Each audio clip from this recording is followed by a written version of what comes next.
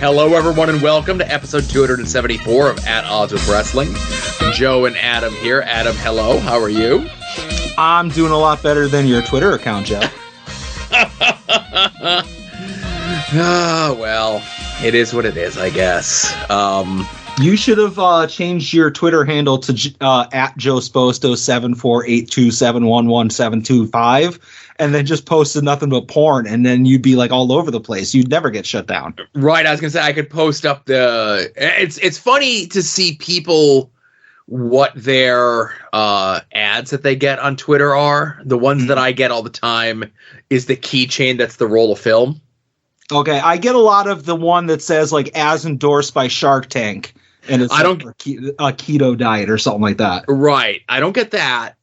On the Longbox Hero one, I get a lot of like CBD, weed-infused weed merchandise. Like I think I had like 4 times in a row on the Longbox Hero one, like these knockoff Scooby-Doo pajamas that were like very heavily like, oh, it's how Scooby-Doo and Shaggy, it's subtle that they smoke weed. These were not subtle, you know? Yeah. But today especially was like inundated with just like, here's a close-up of a girl's butthole. Right? They finally fixed the site. I love it. Yeah. Well, again, I just assumed since you were the one that previously had used the At Odds account more often than I did, I figured it was just kind of tailored to you, right? Yeah, I use the At Odds account as my burner. You know, I'm a comment guy on a lot of like a lot of girls' posts, and now that you're there blowing up my mentions, I'll wake up every day recently and I'll look at my phone and it'll be like, you have 75 Twitter mentions. I'm like, ooh, I'm going to Taco Bell. What did I say that went viral? And I'm like, no, it's just Joe tweeting and retweeting and commenting on everything. And so I muted At Odds from my phone temporarily. Any day now, I'll be able to fix it, but well, I don't know about that. So, I never got notified as to why my account got suspended, right? Yeah.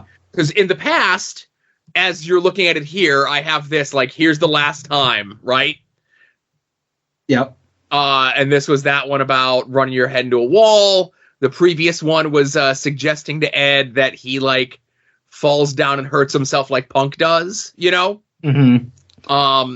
And I get an email that tells me why my account was locked. I never, to this moment, I still have not gotten an email or what Twitter rule I broke or, like, this is the offending tweet or anything like that, right?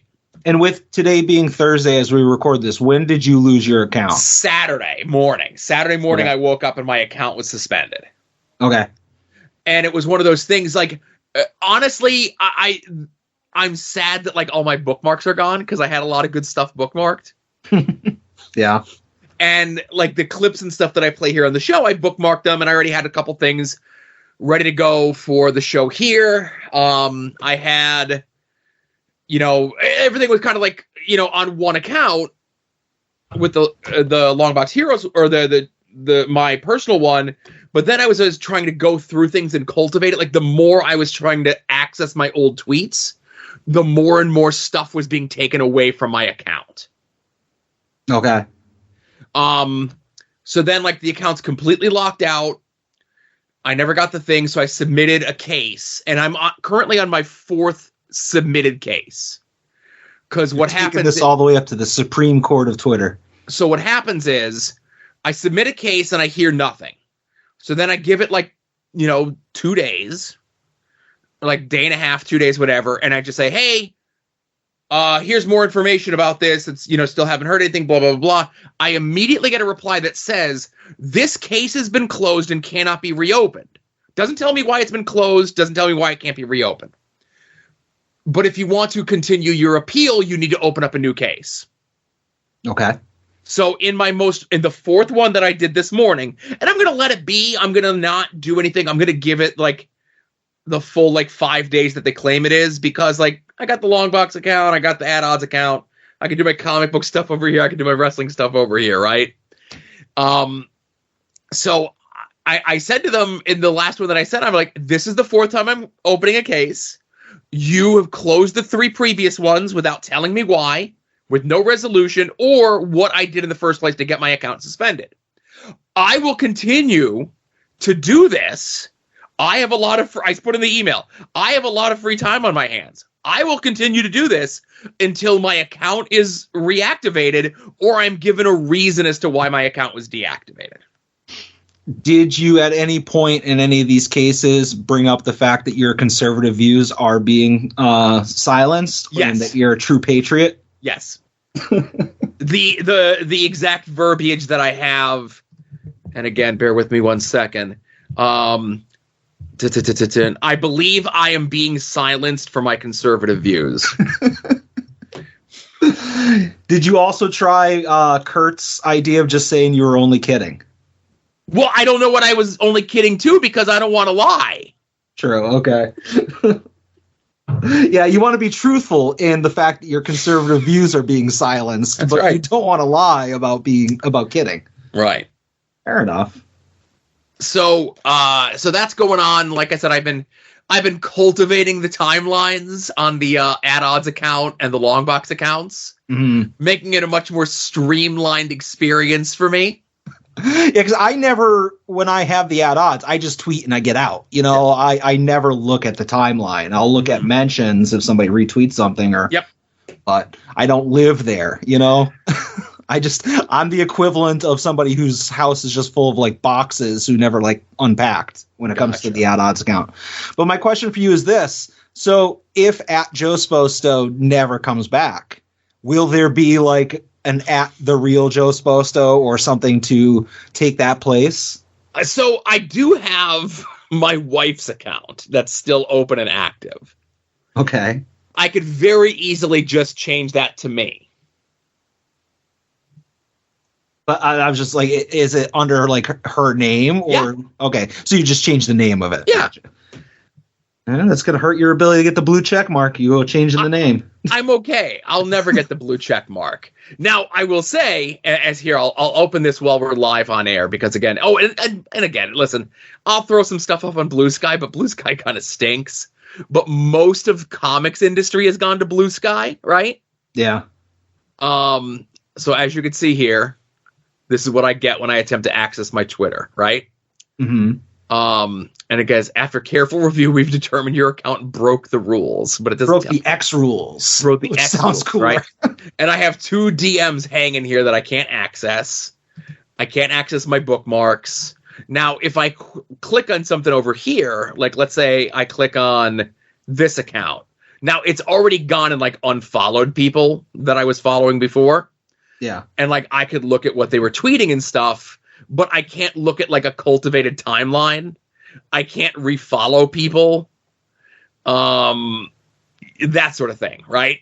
Yeah. And if the account came back, the follows would return as well, you know? I assume so. Now, see, here's the other thing is I just clicked on my profile and I could look at my tweets here. Whereas Saturday, like as I was looking at stuff Saturday, these were all gone. He's back. He's back. No, I'm not back. I can only look at my account, but I can't tweet out or anything else like that. Now, if I grab this and throw it over here, again, it's great for an audio podcast, by the way. You know, So when somebody else attempts to view my account, I just they see looked that. as well. Yeah. Yes. You come up in the search and it says that we follow each other, but when you Right. click on it, it's just a blank page. Right. So, I'm glad that this tweet came up because I needed to cross-reference some of the dates for movies coming out this year. Well, I'm glad something's working for you. Right. Go ahead and save that real quick. I am. Oh, let me try to bookmark it. Oh shit, I can't. Damn it. You know, you're allowed to save the picture, right? That's what normal people do is they screenshot stuff and they just throw it in their phone library. I do that too. But a lot of the stuff that I had bookmarked was like GIFs and clips and stuff. Yeah, for this day in history, I get you. Yeah. Well, So- go ahead. I was gonna say enough about that. I doubt I'm ever gonna get my account back, but it's still a fun journey to be on, you know? Yeah. Since this is At Odds After Dark, I'll tell you a real quick story of what I went through the other day. I don't know. I don't think I mentioned it, or I might have tiptoed around it on the pod, but like I got a job offer. Yes. So, and I know I talked to like at the compound when we all got together for the pay-per-view, we were talking about it, but It's conditional on a background check, and I'm confident I can get through that. I've been very thorough with DNA cleanup, and everything like that. I've never sent the actual letters. Restraining orders never went into effect, so we're good there. But the other thing was a drug test. So I was just going to ask, are they going to send you for a piss test? Go ahead. So they want to see if I'm going to piss hot, And so I got the job offer like Friday at like 4:00, and it's obviously the weekend, and Monday was a holiday. So I'm like, okay, I'm going to do it on Tuesday. And, I wake up real early on Tuesday, 11:30, noon, something like that. And I'm like, I'm going to go get comics, and then I'll go get the piss test. And so I went to get comics, put the address of the place into my GPS. It's in Dunmore. It's just an area I've never been to. And I get there, and I'm in the parking lot, and I'm like, I do not need to go to the bathroom. I was like, there's zero chance I'm going to be able to pee on command. So I'm like, all right, it's still early. I'm going to go home. I'm going to have lunch. And then I'll come back. They don't close until 5. So I go home, have a couple cups of coffee, have lunch.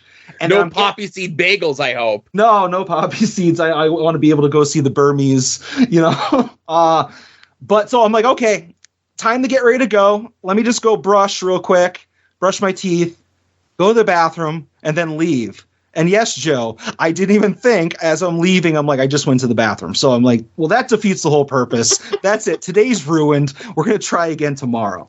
So I attempt to go back the second day. And I'm all set. I'm loaded and ready for bear. Like I drank like two or three extra glasses of water right before I left the house.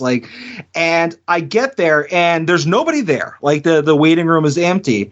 And everywhere, on every single wall, every single desk, every single door, there's all these printed out signs that say check in on the iPad. So I'm like, okay, whatever. Go over, check in on the iPad. And then it says on the iPad, please fill out one of the forms. And then there's a bunch of clipboards with these forms where you're basically writing the exact same stuff that was put into the iPad. Right. But whatever. It's the medical industry. It's not known for being, efficient. So I fill out the form. And then I go over to the counter and, like doctor's offices type places, they'll have the glass sliding door counters. There's nobody there. And I kind of pop my head, look around the corner. I don't see anybody. I don't hear anybody. So I sit down and I'm sitting there. I'm just on my phone for like 10 minutes. And then some lady comes over to the glass window and she's like, what are you waiting for? And I'm like, I have take a drug screening. You need to check in on the iPad. I already did. Did you fill out the form? I'm like, and I hold it and I kind of do like the JBL ticket thing. You're flicking the clipboard. Sure. Yeah. So I have that. And she's like, well, you were supposed to bring it up to the window. And I could have been like, well, there was nobody fucking here. But I was just like, all right, I'm sorry. Here you go. And give it to her. And she's like, have a seat. Somebody will be with you as soon as they're ready. And I look around and again, there's nobody there. I'm the only person in this place. And I got to pee really bad. And somebody else walks in and goes up to the counter and he's like, oh, I have an appointment for 1. She's like, oh, no problem. We'll see you right in. And I'm like, God damn it. I didn't know appointments were a thing. So I'm sitting there. I'm waiting even longer. And I'm like, this is how you get uromycetitis, having to hold it this long. So anyways, I eventually go in. I feel like I was there for 45 minutes. And they give me what amounts to like a Dixie cup. Like it had to be the smallest plastic cup in the history of man. And, she's like, empty your pockets, blah, blah, blah, blah, blah. Take off your jacket and go in there. And she's like, and also this Dixie cup, there's like a little black line that's only about a third of the way up. She's like, okay, fill it up to that point. And I'm like, okay. And I go in and I'm not going to go into details, but there had to be a solid minute or two where I was just very confused by the mechanics of how I was to do this. Because I don't think I've had to pee into a cup in like 20 years. And I swear the cup was bigger last time, So somehow I managed to figure that out and to not like make a mess. And I handed the cup. I'm leaving. And she's like, oh, like jokingly, she's like, did you pass? And I'm like, I think I'll be okay. But I was like, do me a favor. I don't know what they're testing for. Like, I don't know what the tests will find. I assume it's just like a drug test type of deal. But like, if you find that I have some other disease. Like, we've talked about this before. I don't want to know if this drug test is like, oh, you also have high cholesterol or blood pressure or like whatever. Just tell me if there's drugs in the system or not. Actually, tell my employer if there's drugs in the system or not. But if you find any other relevant information, keep it to yourself, you know? So I think that same place in Dunmore is where I went to when I had to take the drug test, as you mentioned, 20-some years ago. You know, I've been at my job now, this past November was 23 years, so that was probably when I had to go and do it. And I remember not being in a Dixie cup. I remember it being like almost in like a beaker, right? Okay. Like maybe like a 4 to 6 ounce like little plastic cup, you know? Yeah. And again, if it was a Dixie, so what I did, you know, and again, they don't want you to fill the whole thing up, but I peed in the cup. It was past the line, and then I just poured out just enough so it was to the line. That's how you would do it, right? See, I tried to stop before I hit the line because I'm an idiot. And then I looked at the line and I was like, oh, it needs some more. And then I went back for seconds. Oh my goodness. I didn't think of the possibility of pouring it out. And you do know, and it's funny because like you went the first day and then you couldn't go, and then you went the second day and then you were made to wait. You know, that's how Dylan Hornswoggle Postel got his wellness violation, right?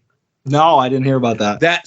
He's told the story that, you know, they did like, you know, whatever the drug tests for people, and he couldn't go. He's like, I can't. They're like, gave him water. They said, come back later, and he just couldn't go. And they go, you know, if you can't go, it counts as a wellness strike. And he goes, I guess it's gonna have to. Like, I can't go, you know. Mm-hmm. So that's how he got his wellness violation. Wink and a nod, sure. You know? Listen, that's the story he told into a microphone multiple times. So who am I not to believe, you know? This is true. He is the star of multiple WrestleManias and Muppets Most Wanted, you know? 6 WrestleManias. I wasn't sure of the exact number. I didn't want to shortchange him. Oh, how shortchange? That's some sort of fucking joke? If it was, I'm uncancelable, so it's okay. That's true. All right. Are you ready to get into the main show here? Yeah, I'll see it. And now, At Odds with Wrestling presents This Day in Wrestling History. Now, Adam, I know, you know, we've been talking about the Monday Night Wars, head-to-head Monday Night Raw versus Monday Nitro. We're rolling 1998 into 1999. But before we get to that, Adam, did you know that the Monday Night Wars were reignited again on this very day 14 years ago? What? This is when Impact decided to go head-to-head with Monday Night Raw. Granted, they started at 8 o'clock, and they went 8 to 10, and Raw started at 9. But this was the beginning of the Hogan-Bischoff era of TNA. I was about to say, that sounds like a genius move. I bet Bad Terry also said get rid of that stupid 6-sided ring, too. Brother, but Adam, this show, they brought out the big guns for this episode of Impact. You had Hogan, you had Bischoff, you had Ric Flair making his debut, Jeff Hardy making his return, Hall, Nash, Waltman, Foley, Double J, Orlando Jordan, Bobby Lashley, the Nasty Boys, Val Venus. Spot on, Val Venus. And they stack the deck and they do the whole thing. And what did WWE do to counter all of these huge names and this big competition, Adam? What's that? They only needed to do one thing. Making his first appearance on Raw in over 12 years, ladies and gentlemen, Bret the Hitman Hart!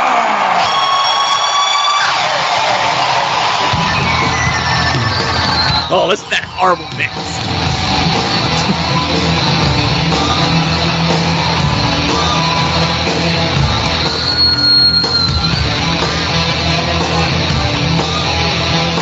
I just waiting for Mr. Hitman to come out with stuff. This version of the song sucks so much. Look at that. Hey. No. I'm not used to the way that Chrome does it. Look at that. Mr. Hitman. Thought he was the Raw guest host that night. So they do the whole thing where him and Sean reconcile in the ring, and then they set up. Well, let's not talk about what they set up. But all those people that Impact put on their show, and all WWE did was, we got Bret Hart back on Raw for the first time in 12 years. Yeah, I'd love to bury it, but I can't. It was a good play. Yeah, hell yeah, man. Well, I mean, Sean saved the segment. If it was just him coming out, it was just Bret coming out, it would have been kind of weak, but... So, Sean is newly religious at this point, right? Mm-hmm. Do you have, or did you ever see the DVD box set about the rivalry with Bret and Sean that was hosted by JR? I'm sure I have it, and I almost guarantee I watched it, but I haven't watched it since it first came out. Okay. If you get a chance, go back and watch that again. While Sean is very candid in regards to the way that he was back in 1997, 98, and 99, a lot of it ends up on the cutting room floor, very poorly, I might add. It's very difficult to edit around a guy telling a story about how he was this way because he was fucked up on pills. So it's a really messed up edit job on it. I love it. It's so bad, right? Gotcha. But of course, TNA, they fail in that instance, but TNA still going strong today. Actually, tonight is their first night officially rebranded as TNA. As far as I'm concerned, they never changed their name, right? Is that on like the Travel Channel or like Frontier Access Network? TV, maybe? Yeah, I don't get that. I think it streams on Twitch as well. All right, 0 for 2. All right. But obviously, we need to get into what we've always talked about, and that's the head-to-head Monday Night Wars, Raw versus Nitro, January 4th, 1999, 25 years ago. And Adam, there's a couple big things that happened on this night, right? I see Godfather versus Test. No. But there's a lot of bad things that happen on this night as well, right? Booker T versus Emery Hale? No. So we'll start with Nitro, okay? So they do a skit of the LWO partying. Okay. That was pre-recorded. Now, the reason that this was pre-recorded was because on New Year's Day, Eddie Guerrero was in a very bad car accident where he almost died. But they had all this stuff filmed with Eddie at like a big house and with cars and people partying. So they kept that a secret so they could play that thing on Nitro. And then it was the following week where they told us that Eddie was in the car accident. Yeah, I mean, don't want to waste like videotape. That's expensive. Right. This was the beginning of the Jericho versus Perry Saturn rivalry. Unfortunately, no Jericho segment on this week's show for Nitro. No Raven segment on this week's show for Nitro. And this is also the beginning of their, like, Bischoff, or Ric Flair's in charge of WCW. He puts Bischoff back on the commentary team. He announces that from here on out, Rick is now going to team up with his son, David Flair. So again, laying the groundwork for a lot of bad stuff, right? Mm-hmm. Not to say that things were not great over on Raw. Now, it's a taped Raw. It was filmed the previous, I think it was filmed like the previous Thursday, if I'm not mistaken. But this episode has the Terry Runnels miscarriage angle. Always a classic. Puts butts in the seats. Dead baby angles. Mideon, before he was Mideon, when he's just Dennis Knight, is shown tied up in chains in a room somewhere in the bowels of the building. All right, 2 for 2. Chyna introduces Mark Henry to her friend Sammy.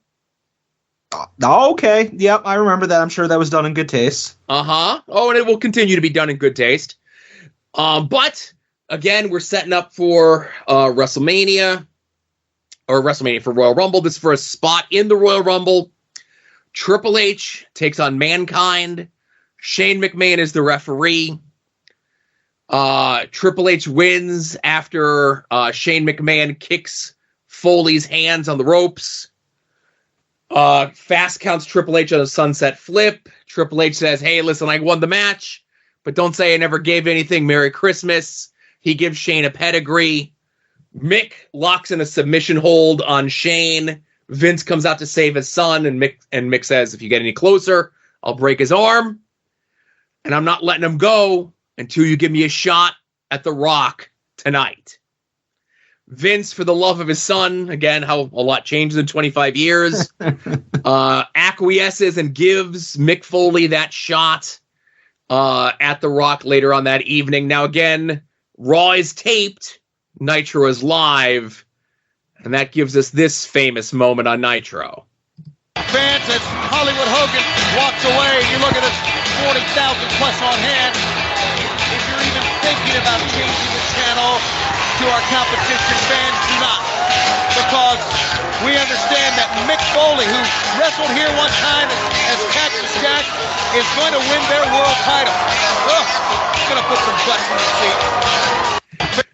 Now, Tony Schiavone will tell you that this was informed for him to say by Eric Bischoff. He says, don't even bother going over to the other channel. And the rumor is that, 50 or 500 to 600,000 people did go over to the other channel, right? Mm-hmm. And what they saw was this, Adam. Come on, Rock! Rock, scoop slam! Oh, wait a minute! Tracksuit Rock, by the way. This is it! Target exclusive Ultimate Rock. It's sports entertainment today! The corporate elbow from The Rock! Yahoo! Yes! And Rock plants it! Rock plants the corporate elbow! That could be it! Over! Two! And Mankind getting the shoulder up! What? You've got to give him credit! He has so much heart! He perseveres! He takes tremendous punishment, but he continues to battle back. But he's hideous looking. Look at him. Rock misses with the right hand. Here's Mankind now. Swinging neck breaker. A lot of dead people outside ringside right now. Oh, boy. Can Mankind gain some momentum? For it only being 23 years ago. Look at the look on the face of Mr. McMahon. You don't like this either. Oh. Worried. Wait a minute. The boss man just grabbed Mankind. Now, this match is no DQ, mind. And Rock has the belt. Give him the belt. Oh, you want that belt? It's a solid shot. It certainly was. It's over now. Hook to the leg. There's two. Yes. No. Only two. Mankind again. Got the shoulder up, and Mr. McMahon can't believe it. We got problems. We got no desk here. Rock again with the belt. Misses. Mankind. Kick to the midsection. Setting him up. DDT on the championship. Kind of fumbled that a little bit, but that's okay. Yeah. For a no DQ match, they're making sure the referee is distracted in every belt shot. And Rock gets the shoulder up. Mankind has said. Also, that was the most I've ever seen a wrestler look at the referee for the 3 count. The Rock's eyes could not hold it. I will interject. As we were watching the pay-per-view this past week, it's such a tell. And I pointed that, Todd was watching wrestling at this time, and I mentioned Todd, but whatever. And me and my friends that were more wrestling fans, longtime wrestling fans, we would see The Rock do that all the time, and it would always piss us off. The Rock was doing it then. He still does it now. It's a bad habit that a lot of people have. Some would say it's a pet peeve, but that's for We Need Wrestling. When I pointed that out to Todd, I go, oh, it's not the finish. And he goes, how'd you know? I go, watch The Rock. I go, when he's being pinned and it's not the finish, he's always watching the referee to make sure to kick out on time. And Todd's like, oh, you just ruined every Rock match for me now. I'm like, I ruined them for me too, if it makes you feel any better. Yeah, I'm glad that I didn't recognize that back when he was an active wrestler, when he was a part-timer. So I'm glad that the magic was there for me most of the time. There's Sacco! Disqualified! It's no DQ. Mr. Sacco! Rock tasted Mr. Sacco at rock bottom. Rock, look out! He could taste it again tonight, and he does! Mr. Sacco! Mankind is locked in the mantle of claw with Mr. Sacco. Mr. McMahon, you gotta do something! Just send the corporation in. There you go. No disqualification! Oh, it's breaking down. Billy Gunn on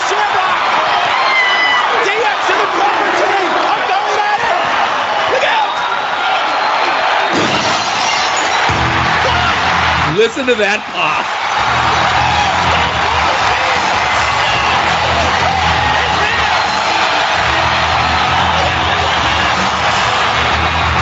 Watch this.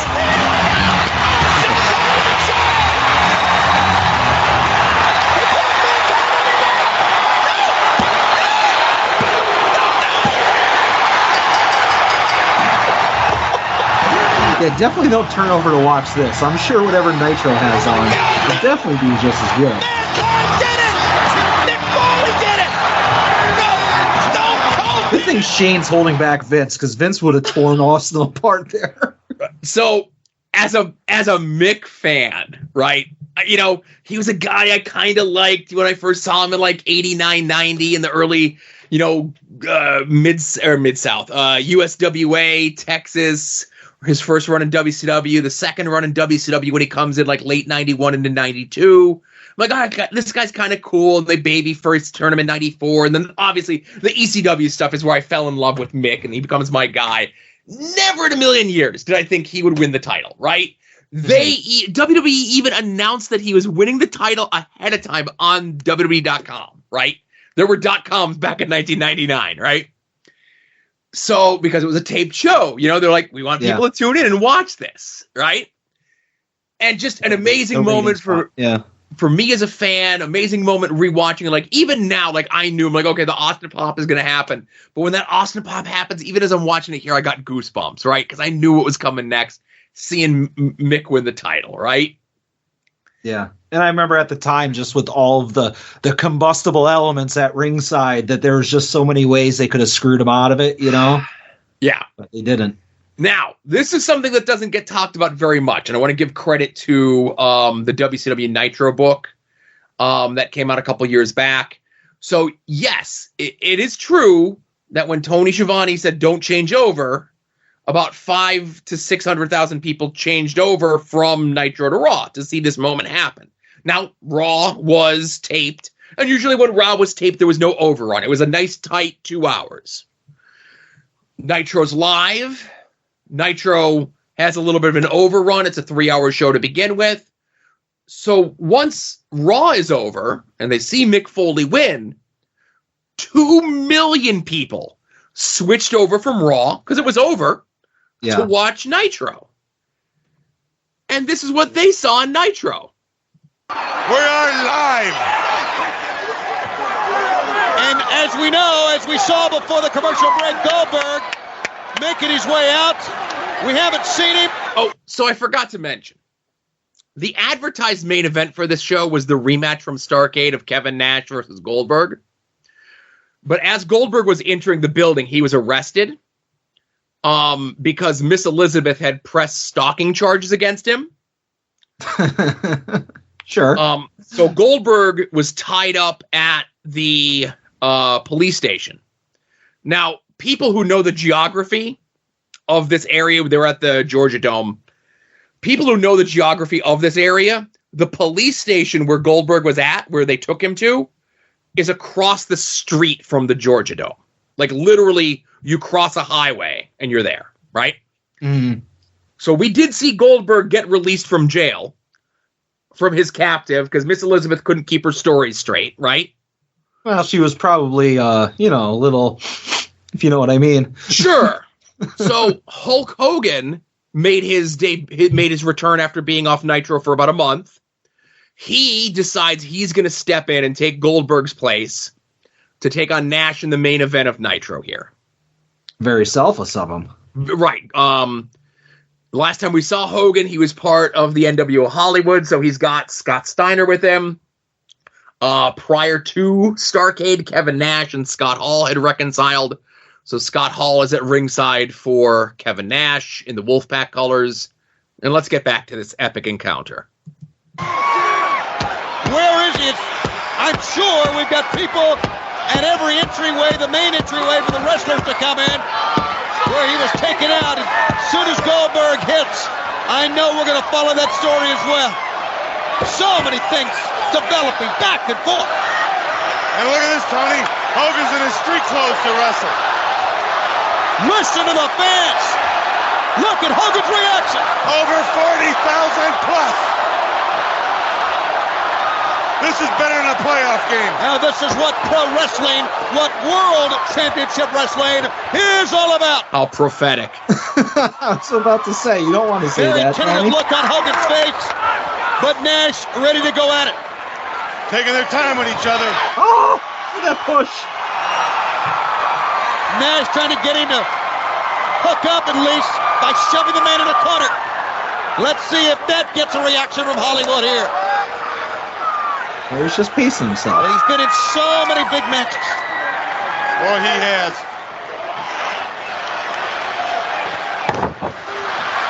What happened? What's going on here?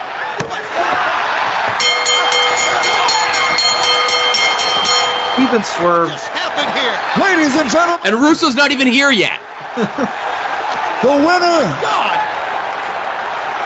a new heavyweight champion of the world, from NWO Hollywood. Oh, and there's Goldberg finally showing up in the building. The new world heavyweight champion, Hollywood Hulk Hogan, the man. What the hell is he doing here? Goldberg. Goldberg's in the building. He's under arrest. He's under arrest. What is he doing here? Get him out of here. The world heavyweight champion is in the ring. Oh, they arrested him once. What's another time? Go for it, Goldberg. This is a disgrace. This is a disgrace. Get the police out here. Get me the city attorney. Do a wardrobe change in between scenes. No, he took his coat off. Okay. Get him out of Nice here. kick there, He's a Goldberg. criminal for crying out loud. And he's not done yet. Look at that belt shot from Hogan. Oh, he's devastating. And Goldberg is selling that. Goldberg doesn't sell anything, so those two shit belt shots from Hogan. He's got a record. He shouldn't be allowed in wrestling. Oh, what a spear. Hogan doing the Devon shaky leg sell from the spear. Lex Luger's come down. He's knocked everybody off. Thank goodness for Lex Luger. Thank goodness for Lex Luger. I'd say that today, but He's gonna. oh, not now. Oh, no. He swerved again. Luger attacked Goldberg. What's this? What's going on? Shazam! By golly! Gee Willikers! It's all funny! Oh, Tony! How could this happen? Oh, my goodness! How could this be? Oh, the world heavyweight champion, Hollywood Hogan, not only reunited with Scott Hall I and realize Kevin Goldberg's Nash, still hanging. the newest addition, the total package, Lex Luger. Oh, my goodness gracious! Tony, can you believe it? Can you believe it? Oh! Here comes Boss into the ring as well. He may be that taser gun for Friend of the show, Buff Bagwell. Yes, friend of the show. One of the biggest. Oh no! They've got Goldberg handcuffed. They got that taser gun. They're all back together again. Oh, there's a big buzz on this match.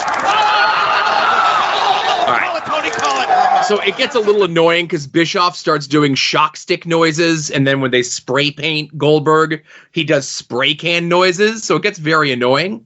But again, WCW's own hubris.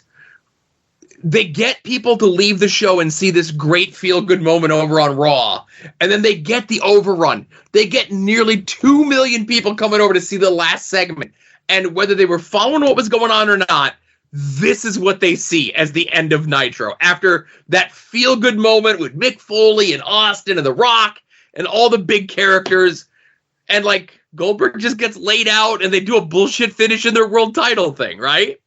Yeah, and again, I get my timelines mixed up because we were doing the Patreon and sometimes it gets blurred together. But like Nash had like a really good promo as the go home for this, right? Yes. Last week?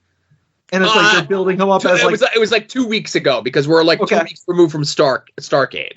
yeah, so like he's on a hot streak as like the next guy. You know, He's like a finally super getting baby his- face. Yeah. Oh, WCW, everyone. Well, luckily they're still in. Oh no, they're not. and Adam, I know you're going to be surprised. As bad as this is, somehow it's going to get worse.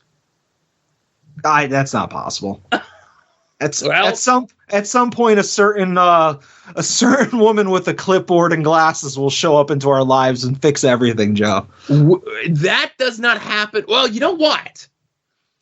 I got to make sure because, well, I don't want to spoil anything for you, but again, there are glimmers of gold in the shit that WCW will be for the next 2 years of his existence. Yeah. Again, we talk about it on the Patreon all the time. We see certain segments, and I ask, how did this company not win? You know? Because of segments like this. Yeah, that's the problem. All right. So enough about the past. Let's get into the more recent past. What would you like to talk about from the last week in wrestling? It's a new year, Adam. I decided let's have you go first this time. I appreciate that, and normally I would graciously accept your offer, but Joe, this is a man that you've known for many, many years. You've been friends with. You've followed his ups and downs of his career, and I feel like I would be remiss if I didn't give you the opportunity to talk about it first. Tell us all about your feelings of Dolph Ziggler showing up in New Japan. No. Tell us about Eddie Kingston. I want to start with Eddie Kingston, but he's your guy, so I just want to chime in. Yeah. So, I had the pay-per-view in general, and we could talk about, I'll say, this might have been the first okay AEW pay-per-view. Yeah, But I was just going to say, I enjoyed the MJF Samoa Joe, and I obviously enjoyed the Mox Eddie Kingston. But I'm not going to say it was a bad pay-per-view because Right. those two matches are must-watch, to steal something from Viewer's Choice. And you can't have two must-watch matches and it be a bad pay-per-view. yeah. But but I'll even everything go, else is forgettable. I like the opener, the 8-man, right? I forgot I as thought- soon as the bell rang. Was that? I said I forgot all about it as soon as the final bell rang. It was there. I thought Edge and Christian was good. Yeah. I thought the last 3 matches of the show were good, right? Everything else, was just there, right? I saw somebody else, might have been Kurt from the Sting Sheet, say, I don't know what everyone's complaining about. This is a perfectly good episode of Rampage. But Eddie winning, whatever the hell it's called, the American Triple Crown, winning the match with Moxley. I knew in my heart of hearts that Eddie was going to win it, right? That was the story to tell. But the promos that they cut on each other leading up to this moment, I'm not going to say that I had doubt, but you're never 100% sure unless you're 100% sure. But even the finish came out of nowhere. We all felt like it was a no-brainer that Eddie Kingston would beat Claudio the first time for the Ring of Honor belt. And then Tony was like, well, he didn't say let it play out, but it was basically let it play out. So there was always that chance that it was like, well, there's more money in Eddie chasing for the belts, But go ahead. But I thought the match was really good, of course. These two guys haven't wrestled each other in a singles match in quite some time. I thought the match was laid out. The two guys beat the shit out of each other. They didn't do a ton of cool, fancy moves. It was just hard-hitting wrestling, which is the kind of wrestling I like. I like all kinds of wrestling, but, this is my favorite kind. And even, the fact that Eddie won just off, one back fist. Usually to win a match on pay-per-view for a title, you got to spam your finisher 2, 3, 4 times. But it was one of those things where, Eddie hit it. It was perfect. You couldn't have hit that move any more clear. Cameras picked it up absolutely great. And he went for the cover. And I'm like, oh, Mox is going to kick out. And he did it. And I'm like, holy shit, Eddie won. And, we had a whole crew of everyone up at the house. Tim and Marcus were there. It was DJ's house. Of course, he was there. Brett was there. Doug was there. Michelle stayed awake for the entirety of the pay-per-view. And Marcus got up and he was high-fiving everybody, man. It was a great moment. And, obviously there was a time where this maybe, in recent memory where it wasn't a thing. But if you could get a couple of your friends together and watch a wrestling pay-per-view or, set up a destination, I know AEW does their pay-per-views at a bunch of different places or whatever it is. It's good watching a wrestling pay-per-view with your friends. Yeah. Just can't be late and get the seat that's closest to the TV. That's the worst. I guess.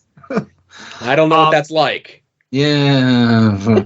I love the match. The most infuriating thing is I feel like it's Ed's fault because Ed commenting on the worst people on Twitter somehow allows those people's like thoughts to permeate my timeline. We talked about curating timelines. Yes. And I saw something, and it's obviously not from anybody that like none of us and none of our followers, but it's just something I saw where somebody was like, so all they did was slap each other multiple times, and then Eddie Kingston wins by punching Moxley a bunch of times? What a terrible finish. And I'm like, let somebody like Eddie Kingston punch you a bunch of times and see if you get back up. Like, that's, as you said, there's different types of wrestling, and that was a fight, and it wasn't like a terrible walk and brawl fight that some companies would convince you is like what a real fight is like. This was like two dudes just pounding on each other, and because they're good friends, like there were some snug hits in there, like there was a lot of there was no daylight in those strikes. So I really enjoyed the match. Obviously, I don't have the emotional investment that you guys do when it comes to Eddie Kingston because I'm late to the party, but I'm glad that the most obvious thing is what they did. Like they could have swerved us, bro, and had, like I mentioned, had Mox win and had Eddie chase because he's the ultimate underdog and drag it out again for another pay-per-view. But I loved how they gave it to him, and I even like the backstage promo with him talking about him getting confidence from winning this, and like trying to get the camera guy and like the sound guy into the shot, and just the gratitude that he's showing in his promos. I loved it. Obviously he's your guy, so I wanted you to have the chance to talk about it. And I will come back to something else that happened on this pay-per-view, but I'm going to change subjects if you're done with Eddie Kingston. Yeah, man. Like I said, I thought it was, really good match. It was a really good moment. And, on one hand, I want Eddie to be that champion forever and defend it next year, the Continental Classic. But I also want Eddie to lose it so he can re-win it again next year, the Continental Classic. So I'm torn. Actually, I brought this question up in the Discord, and I think only one person replied to me, so I'm going to bring it up here. Would you rather, because I would you have rathered, all of our Orange Cassidy love aside, but if the Continental Classic had the international title in there instead of just a Kabuki-ish made-up title, and have the Ring of Honor World title, the New Japan Strong, and the AEW International title, would you feel like there would be, I don't want to say more prestige, but like there's part of me that asks, well, where is the international belt in respect to the Triple Crown? Is the international like a higher belt? Are they equal? Well, how can the belt that has a world title in it be lower than an international? It's bringing up confusing things for me, but because two of my favorite wrestlers are holding the two respective titles, like it's not bothering me that much. But I feel like if, of a lesser wrestler, like I don't even want to say Roddy's lesser, but let's say Roderick Strong wins the international belt. Is that a better belt than the Triple Crown? Like, I feel like these are questions that could have been addressed by folding that into the tournament. So it's tough to say, right? We could belabor this until we're both blue in the face. It definitely felt as though for the last couple months, like the last, let's say 3 or 4 months, AEW had this idea of doing an American Triple Crown. And the question was going to be what belts are going to be. I think even when they did the match at Wrestle Dream and it was Kingston versus Shibata, I thought at that point they were going to announce that they were going to fold the Pure title in and do the Triple Crown that way instead of doing the Continental Classic. They very easily could have just done a match like that where it's OC against Eddie and the winner gets all 3 belts or, whatever, right?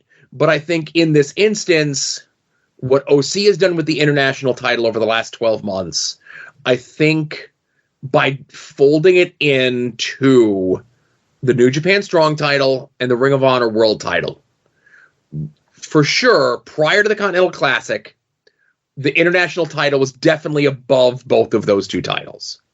It was definitely above both of those 2 titles combined. Now, you throw the 3rd belt in there, and it's representing all 3 titles. It's representing what that tournament does. And the fact that OC hasn't, the second reign of OC as the champ wasn't the same as the first reign, Mm-hmm. Yeah. But I still remember the first reign. You still remember the first reign. So one would definitely think or hope that the idea is to make all these belts somewhat equally as prestigious. before any of this all happened, that, it was supposed to be the world title was number 1 and the TNT title was number 2. Christian has said promos lately that technically the TNT title is number 1. And I could it is when he has it, yeah. It is when he has it, in storyline. And, I could make the argument, Max's reign maybe hasn't been the best. Well, Samoa Joe's the champ now. And I think just by Samoa Joe holding that world title, that makes it the number 1 title. Whereas Max holding the world title, and I could make an argument that maybe Christian's title was above it, or OC's title was above it, or, whomever. And it's not because I like those guys as performers better than I like Max. I like OC more than I like Samoa and Joe, and I like Eddie more than I like Samoa and Joe. Not that I don't like Samoa and Joe, but the way the characters are presented on TV and the quality of competition that they defend the title against and the quality of those matches and the importance in which those matches are presented on TV. I'll even go as far as to say right now, just for the sake of OC working with more varied opponents and younger opponents, that the international title is probably like taking a step or 2 down. Yeah, it definitely feels that way lately. Like, I like the bit of him just giving title shots that people didn't necessarily ask for it, but it's a lot of people that, come on, man, like Rocky Romero shouldn't be challenging for the top belt in AEW, or whoever. And he's not. He was, at that time, he was at least second best, right? Well, what I'm saying is if the international belt, because of OC's first reign, is seen as like this really important belt, which it was, there's no reason why like top flight guys should be challenging for it. Or like it's very random that it's like a open challenge type of thing, like a US title open challenge or Cody's old TNT open challenge, Right, anyway. But we can go back to when Cody was doing the TNT Open Championship. I think that was a very important title because so many people, not Warhorse, got hired off of their one-off matches that they had with Cody.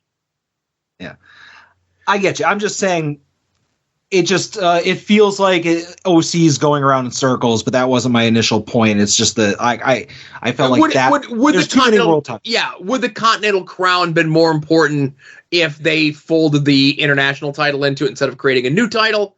I say no. I say we're fine where we are. A year from now, we get more defenses of all these titles together. We look at Joe's reign. We look at what they do with the TNT title. Because like the TNT title is kind of like becoming its own little island, where it just involves like Danielson gets a shot here and there, but it's mostly just like Christian's title, do whatever he wants with. Yeah. Plus, isn't it going to be funny if for somehow AEW leaves Warner? Obviously all signs are pointing to it not being the case, but like all of a sudden it's like Christian has the FX title and who's Julia Hart has the TBS title. Yeah, Julia Hart has the True TV title or wherever they end up. Right. Or are they just going to change them to TV titles? I'll say this. I don't know about you. I would have no problem with all AEW programming streaming live on Tubi. And you make it the 2B men's title, the 2B women's title. I can't argue it because they're going to be the streaming platform that wins in the end, Right. All right. Speaking of winning in the end, Joe, I am not a crazy person, so I did not watch and pay attention to Raw, but I might have had it on in the background as I was doing other things because I wanted to see who this giant super surprise former world champion that was returning would be. And they did the little swerve where they had Jinder Mahal come out, and I'm sure Marcus and Tam were doing high fives like OC just won the title, or not OC, Eddie Kingston. But obviously the big thing was that The Rock came out, and after he did all of his silly little bits, he asked the crowd if he should eat at a diner or in a booth or at a bar, or if he should sit at the head of the table. And the crowd goes nuts. And Joe, it's the funniest thing on the planet because poor Cody. And obviously Seth versus Punk is for the fake belt at Mania. But if WWE finally got their way, it's looking like Roman versus The Rock at Mania. And maybe Cody could host this year. And it's just very, very funny that he's never going to finish the story. Maybe he'll go back to AEW and he'll finish the story there, and he'll show up on Dynamite and ask people what they want to talk about and let us know about his father. We didn't know he had a famous father. But I thought as soon as The Rock said that, I'm not one of the people that's like, oh, we're going to get to see Rock versus Roman. I was like, oh, that's so funny for poor Cody. And I kind of feel bad. But that's the other thing I wanted to bring up. Now, that's in my notes to talk about as well. So the Rock promo was what it was, right? The whole cookie cutter Rock promo, you know? Yeah, the whole segment from like them announcing Jinder coming out to Rock saying the line. It's up on their YouTube site. It's gotten a lot of views. That segment got like 2.2 million viewers, which is like the biggest like quarter hour, 20 minutes in Raw in like X amount of time, whatever, right? And we could sit here and all laugh at Cody and, you know, say that Eddie Kingston has finished like 6 stories in the time that it's taken Cody not to finish 1, right? Yeah. But I'm going to have to be the harsh reality person on the show, Adam. The Rock is going to be the one to take on Roman Reigns at Elimination Chamber in Australia.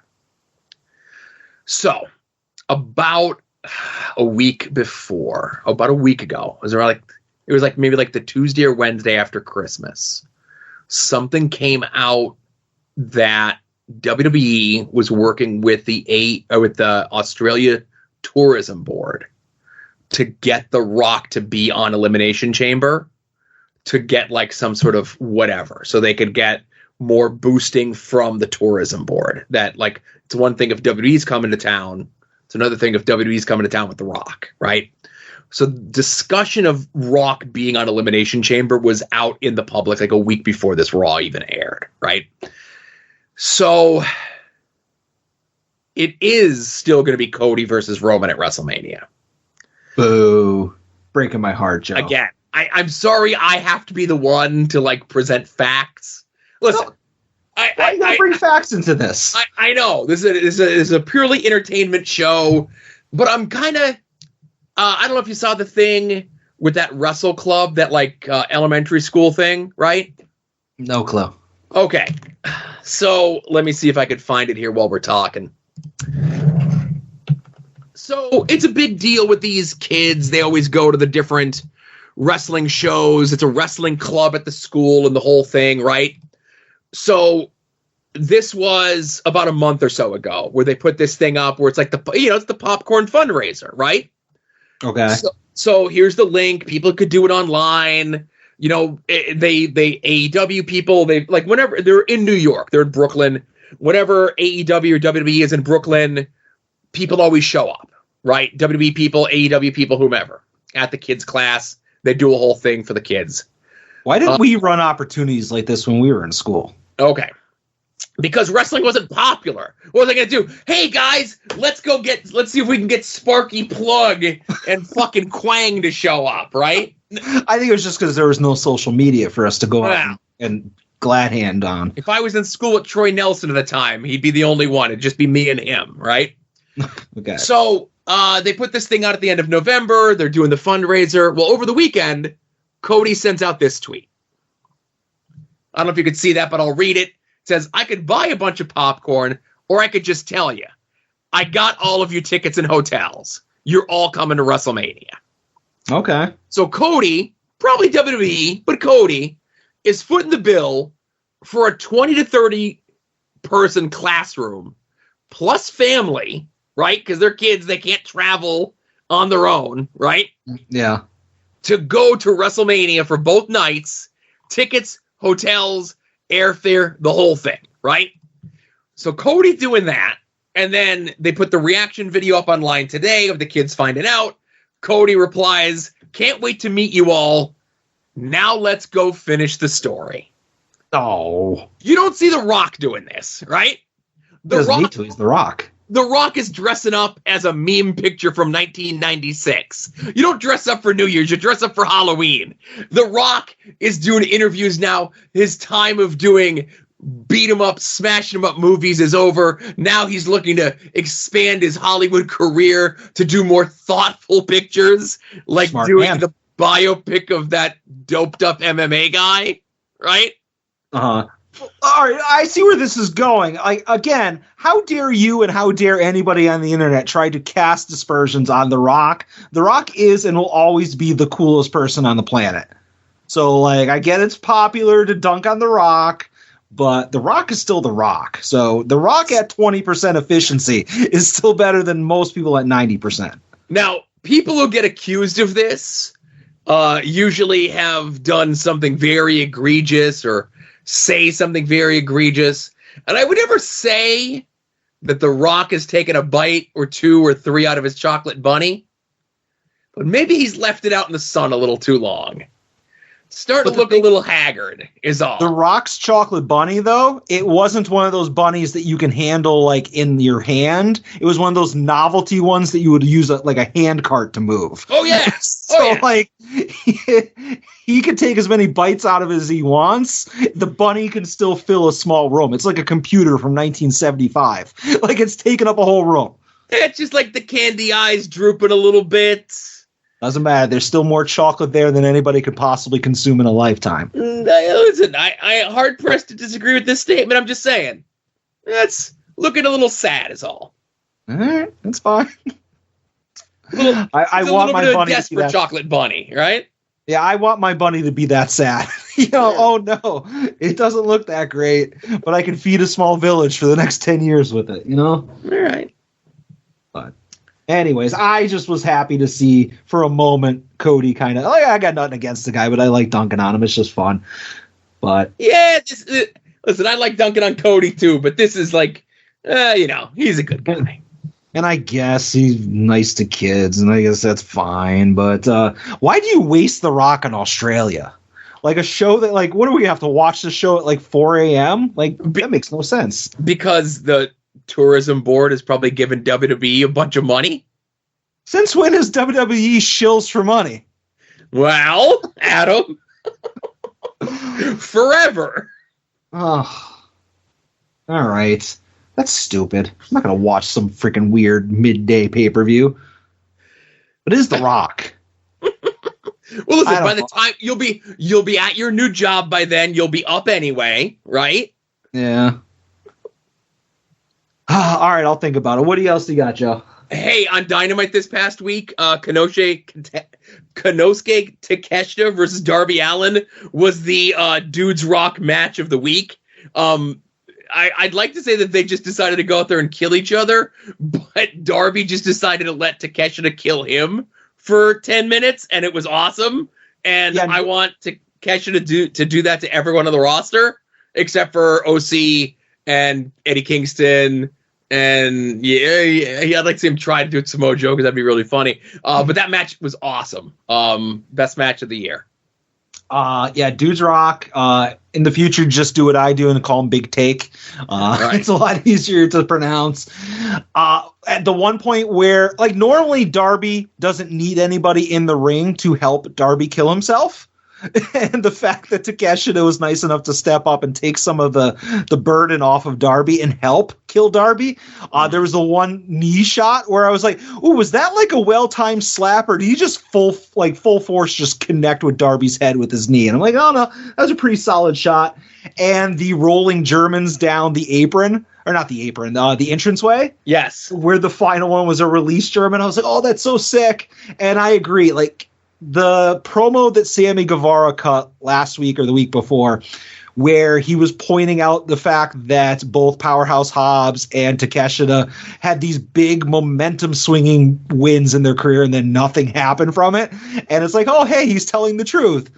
I agree. Takeshita, I'm glad he got the win. I'm glad it was like a convincing win for Takeshita and it wasn't like, here's 25 people interfering to help him win. And I agree, like, I'd like to see meaningful wins. Like, I don't want to see him out there beating, this is the second time I'm going to dunk on Rocky Romero, but he's just the first person to come to mind. Like, oh, Takeshita beats Rocky Romero on this week's Rampage. Like, give me top-tier competition for Takeshita and have him plow through him, and then have him challenge OC. And, like, that's somebody that if Orange Cassidy does lose the international championship, I wouldn't be sad because it's a top guy getting the belt, you know? Right. Now, they did set up with the whole, reveal of the Undisputed Kingdom that Roderick Strong is going to be going for the international title. And I think Roddy versus OC will be a fun match. And as much as I love OC, Roddy's been showing a lot of gumption and promise over these last couple months. And again, I'm upset anytime OC loses, but I'd be okay if Roddy was the international champion, right? Is he gonna? As long as he's like orange, orange. That was the other thing I was going to bring up. Is obviously Adam Cole is the devil, and the most shocking thing to ever happen in AEW television. Joe, who saw that coming? It was almost like it was the plan all along, but he got hurt, and then they had to string it out a little bit in panic, and then they decided to go with what they were originally going to do. And obviously the Kingdom and Roddy and Wardlow. I don't have a problem with it. I like Adam Cole. This is what was the obvious choice. I like this way more than it being Darby Allin. That would have been a terrible thing. I don't know who would have said that. Like, who would have wanted Darby Allin to be the guy under the mask? That would have went over like a fart in church. But I like it. It's just Undisputed Era. It's, bad guy stable, and maybe one day Adam Cole will wrestle again. And the one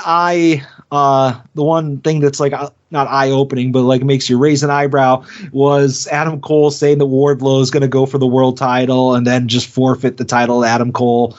I don't like that. Like, you're automatically planting seeds of potential dissent in your brand new heel stable. I mean, like, come on, like, I get you're trying to be Batista here, but like, let's not telegraph it months in advance. I have no problem with the Undisputed Kingdom, other than the fact that they stole the Spider-Man font. The 90s Spider-Man font, not even like the good Spider-Man font. I could talk about the Undisputed Kingdom thing till I'm blue in the face here, but I will just say this, for a lot of the reasons that you mentioned, but the biggest problem with it is the fact that they're a 5-person stable who's down a person because their leader is still injured and they can't be full force. So I don't see them as a full threat. Sure, they were able to take out Max, but it was like the most needlessly elaborate scheme in the history of needlessly elaborate schemes. And like, they got rid of Max. They don't have the world title. Their plan is to have, so Kingdom already have the Ring of Honor titles. Roddy already is going to go for the international title. Wardlow, who's already failed against Joe multiple times for the TNT title, is going to go after Joe for the world title and then hand the title over to Roddy. This feels to Adam Cole. Cole. This all feels like slipshot thrown together, not really well thought out bullshit, right? Yeah. It could have just said we're going to go for all the gold, Right. You don't have to give us your entire roadmap. I don't know. I have no problem with it. And let me ask you this. When Bret Hart was in the wheelchair, did you see the Hart Foundation as lesser, or were they still a top heel / babyface, depending on what country stable they were in? Bret was only in the wheelchair for like 2 months, 3 months, and he had already established himself as like, a big hotshot deal continually on TV, not with a bunch of skits moving furniture and going on boat rides. Yeah, but I mean, Adam Cole is, people who watch AEW have a long memory. They remember the Undisputed Era. They remember him being he was a top guy. He won top like guy a match in NXT. Top guy but in then Ring when of they Honor. did the crossover on Survivor Series, he won his match against, what was it, like Seth Rollins or some shit? It was an episode of SmackDown and he beat Danielson, but yes. It was even better. I would say even better, but I'll say this. Fans have a long memory. They also have a short-term memory. And the most recent stuff of Adam Cole has been a TV clown. You got to do I need to see him like murdering. I need to see Adam Cole murdering more people, not getting run off by Austin and Colton Gunn. He won the very prestigious inaugural Owen Hart tournament. Yeah, but what has he done lately? Right. Yeah. He pulled Britt Baker, so that's like an all-time win. Moving on. So Adam had this in the notes, and listen, he wanted to do a complete retrospecticus of the last 18 Wrestle Kingdoms because they all happen on January 4th. And I said, Adam, enough with the Japanese wrestling all the time in the show. Oh, you never stop. But I did watch Danielson and Okada today from Wrestle Kingdom. Oh, I didn't get a chance to watch, but go ahead. And it was a good match. I like Shocker, Darby. right? I like Darby and Takeshita better. As much as I love Danielson, and I'm now almost up to double digit of Okada matches that I've seen. But it was nice to see a motivated Okada. Did he in bump? the match? He took one bump, but it was outside the ring, right? That's some bore level bump in there. I have a lot more notes about what was wrong with Danielson and Okada than I do with what was wrong with Darby and Takeshita. Okay. Again, I like the match, but if I'm comparing the two, recency bias, I give it to Darby and Takeshita. Why is it that when I woke up and I saw that some of the stuff that was trending from Wrestle Kingdom, I saw nothing about Okada Danielson, but all I saw was like David Finlay and Ziggler. Well, because that was the bit. So they did the bit where it was David Finlay, Moxley dressed as the Red Hood. Okay. Like Jason Todd Red Hood. Oh, okay. I'm thinking like Little Red Riding Hood. No. I was very confused, but yes, that makes more sense. And Will Ospreay dressed as the Painmaker, I think. I'm not really sure. So it was a three-way dance to crown that new title. And then it was during that match when Ziggler and Frank Stallone came out to watch. Okay. And then at the press conference, Ziggler attacked Finlay. And that's going to be, I guess, Ziggler's first program in New Japan against David Finlay. All right. You're excited for that, right? I'm intrigued to see what Ziggler does outside of the WWE guy, like whatever. He's a guy who like went right from collegiate wrestling to developmental to OVW to Florida Championship Wrestling to the main roster, and he's never had a sniff outside of that. So it'll be interesting to see what he does. He's not my guy, but I wish him the best. I've heard nothing but great stories from anyone that's ever had any interaction with him. So I hope he does well. I hope he does great, Yeah. I mean, for years, people have been saying, I mean, not me, not you, but people have been saying that like Ziggler is Kenny Omega if he was outside of WWE and vice versa. Kenny Omega in WWE would just be Dolph Ziggler. And it's time to finally see. Granted, he's getting up there in age, but let's see what he can do when he's outside the WWE system, Let's see if he can pull a halfway decent match out of Broski, and then we'll talk. Come on, that's an unreasonable ask. Don't put that on poor Zig. He's good, but he's not that good, right? Yeah, he's not a miracle worker. Fuck, even I'm not going to defend that guy when it comes to that. Anything else? I got nothing else, Adam. You know what? Go ahead and play the jingle. My way, my life. The Lexus King moment of the week.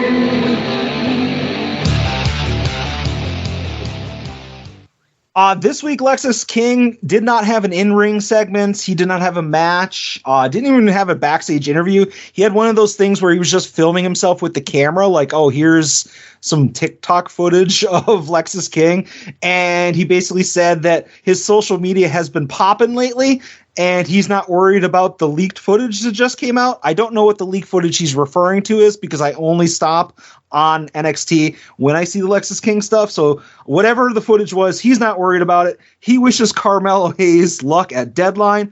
And this has been your Lexus King moment of the week. My way, my life. The Lexus King moment of the week. I might record one that says this has been as like a close-up. Like an intro and an outro? Yeah, I'll work on that. Now, there's a NXT Twitter account. NXT Anonymous. Right, NXT Anonymous, right. So, is that maybe? Yeah, so the leaked footage he's talking about? Yeah, so again, it's tough to follow along when you actively don't care. And I know that Lexus King was implying that like Carmelo Hayes and his friend, that Carmelo's friend, Trick Williams, is that his name? Lexus was originally implying that Trick Williams attacked Carmelo Hayes, and then it turned out that wasn't the case, and that led to their match at the TakeOver or whatever. But I guess like there was an NXT Anonymous thing that showed Carmelo and Trick like hanging out backstage and then going their separate ways, and maybe that implied that Trick didn't attack Carmelo. I don't know, because it's overly complicated, especially for someone who's just checking in like briefly like I am. Right. But it was NXT Anonymous that led to that thing. Gotcha. All right. Well, I guess that's all we got for this week. Of course, there was a pay-per-view this past weekend, so there was no homework, but let me give you the homework assignment here. Okay. For what we'll be watching for next week's homework. And that will be the Go Home Thunder for Super Brawl 2000. This is actually the historic, monumental 100th episode of Thunder. Oh. Emanating from whatever the Spectrum was at the time in Philadelphia. We have such matches on the show as the artist formerly known as Prince Iake taking on Kaz Hayashi. Okay. The Wall taking on Norman Smiley. Oh, God, I've seen too much The Wall and Norman Smiley. Tank Abbott taking on Van Hammer. Okay, I'm here for that one. The Harris Brothers taking on Billy Kidman and Vampiro, who, if you remember just from this past Nitro, they teamed and then they broke up because they have a match coming up together with each other at the pay-per-view. Well, good thing they're teaming again. That's all right. I'll say. Yeah. In a Philly street fight, Crowbar is taking on Big Vito to kind of shake up that whole David Flair Crowbar Mamalukes thing. In a singles, in another match, we have referee Slick Mark Johnson taking on referee Mickey J, and I have no idea how the fuck they get to this match. That'll put some butts in the seats. In a special cast match with the special guest referee Jimmy Mouth of the South Heart, Brian Snuggs takes on Fit Finlay. Oh, all of them have casts on their arm, right? Right, I guess. I don't know. Yeah. There's more people. Right. Well, then all the people that Lex Luger took out, he Pillmanized all their arms. That's and didn't he do Hogan too? Shouldn't Hogan be in this match? That's not going to work. Thursdays aren't going to work for him, brother. And in the main event, it's Ric Flair and Lex Luger taking on Dustin Rhodes and Terry Funk. All right. And I'll say this. At least no matches. I'm sure we'll get segments. No Sid match. No Scott Hall match. No Double J match. And that's your main event for the pay-per-view. Well, nobody watches Thunder. The Nitro we watched on the Patreon last week, that's your true go-home show. I remember at the beginning of this year when we started watching WCW 2000, this era, the post-Russo stuff, Tony Schiavone told us that Thunder is going to matter again. Maybe Bischoff said that into his earpiece and told him to lie again, you know? I guess. I don't know. All right. So we're ready for some phone calls? Go for it. All right. First call is from co-host of Final Wrestling Place, Mr. Tim. Hi, Joe. Hi, Adam. It is Tim. Very glad to be on another edition of At Odds with Wrestling. And I promise everybody on Final Wrestling Place this week here on the Soon to Be Named Network at STBN Network on Twitter, soon to be named network.com, soon to be named network.tumblr.com. Subscribe to the Patreon, At Odds, her Soon to Be Named Network, Discord, all that. I mentioned that I was going to have my official address for the Soon to Be Named Network Fantasy Football League today. And I really have taken to heart the rise of another champion from this weekend. You know, Eddie Kingston during his entire run to the Continental Classic, especially in the beginnings, where he was down bad. He would always, what was the thing he was saying in his promos on Twitter? It was humble in victory, humble in defeat, right? And I took my humble pie. I took a lot of L's, and it just kept ringing in my head. Humble in victory, humble in defeat. And do you know what I there's something I think when I hear that now, right? What is there to be humble about? I called my shot last week here on the program. I told you to line up all your excuses, everything you said from the last week. And what's funny is if you took my advice and you played all those Steelers that you drafted, you might have got close. You might have, but it's not a luck thing anymore. It was never a luck thing.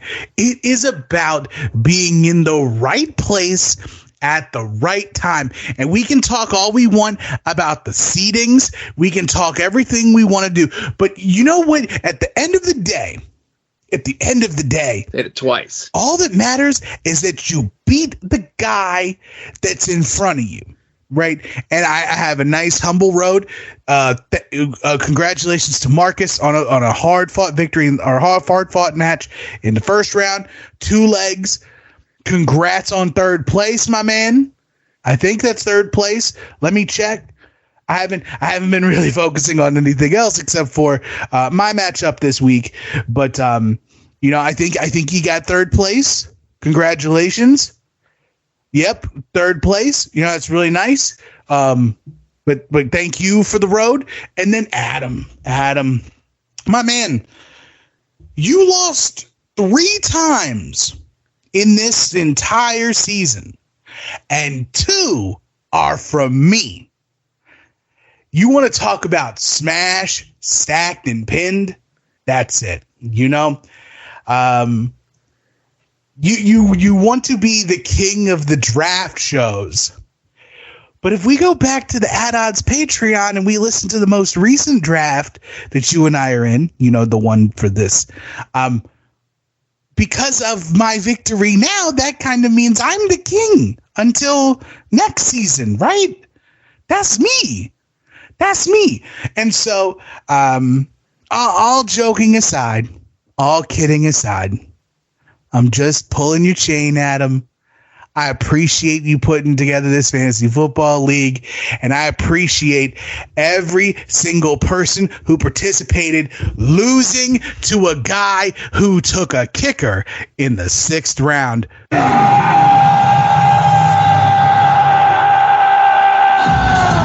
Bye, boys.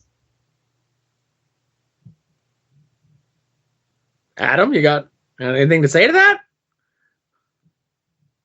Adam? Oh, I'm sorry. I just ran to the bathroom real quick and got a drink. I saw that Tim's call was going to be long.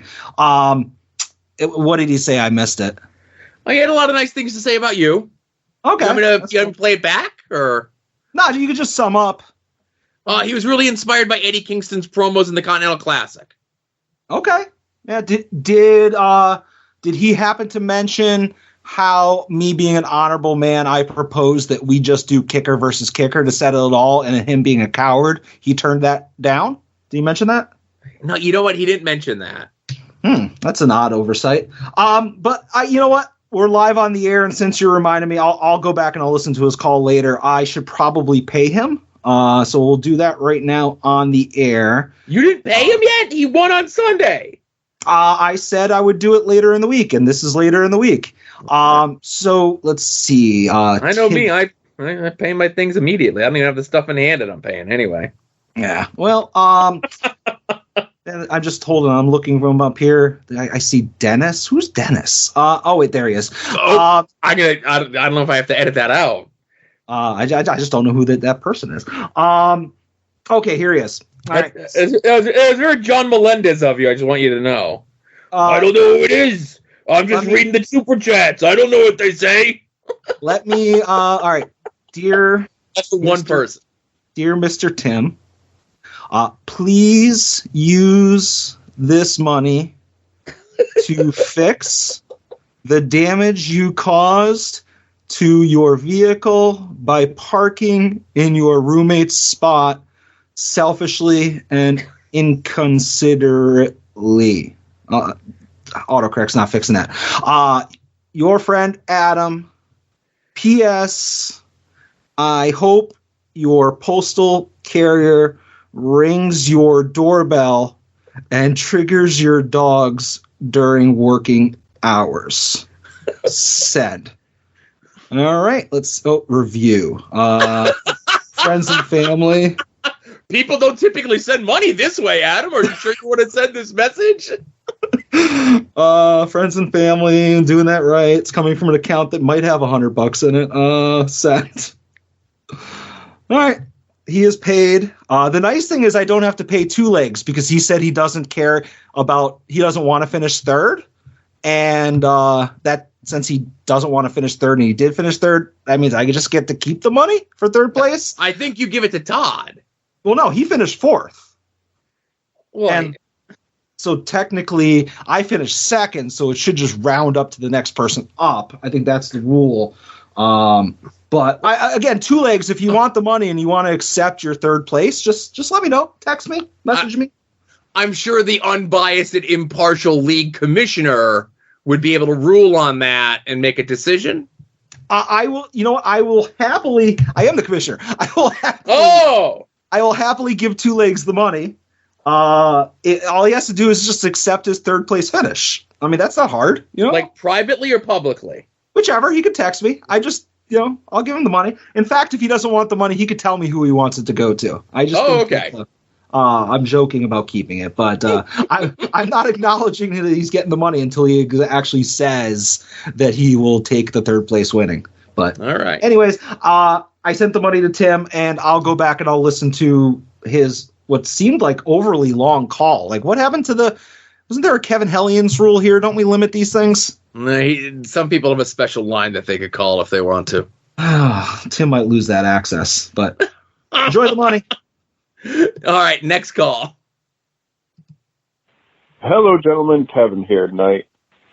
So I'm assuming you guys talked about World's End and Eddie winning the title, and honestly, I think that was the best moment of the night. I understand there's injuries, there's New Japan was going on, and there's lots of things happening, but honestly, I think it was most lackluster AEW pay-per-view of the year. There's lots I just didn't care about. And I was kind of tuning out. Wanted to watch Eddie, though. And that was worth my time. But I didn't have a whole lot of other stuff from the pay-per-view. I think, like Christian Adam Copeland, I enjoyed that angle. But if I was ranking all the AEW pay-per-views for this year, I think that one would be last. And then Dynamite last night just felt like a nothing show. Just kind of meh. And again, people are injured. People have other commitments. But it just felt like, oh, we got to put an episode of TV on, so here you go. But it just felt like it was there. It was there because something had to be on TV, not because there was any reason for it. But for what you've watched, for what you've gone to live, for what was, we have a date booked, so we have to put on the show. What's the most phoned-in wrestling show you can remember watching? Not just one talent phoning it in, but like from top to bottom, you're like, why did we even bother tonight? I don't know. Might get some people in trouble. Hopefully not. But what's not trouble is how easy it is to sign up for the Patreon. Just go over patreon.com, type in your information, decide what level, what tier you want to be at, and continue to support Joe and Adam throughout 2024. All right, guys. Talk to you later. Yeah, cheap plug. Love it. I don't know, Joe. Like, is he meaning like maybe one that you watched on TV or one that you've seen in person?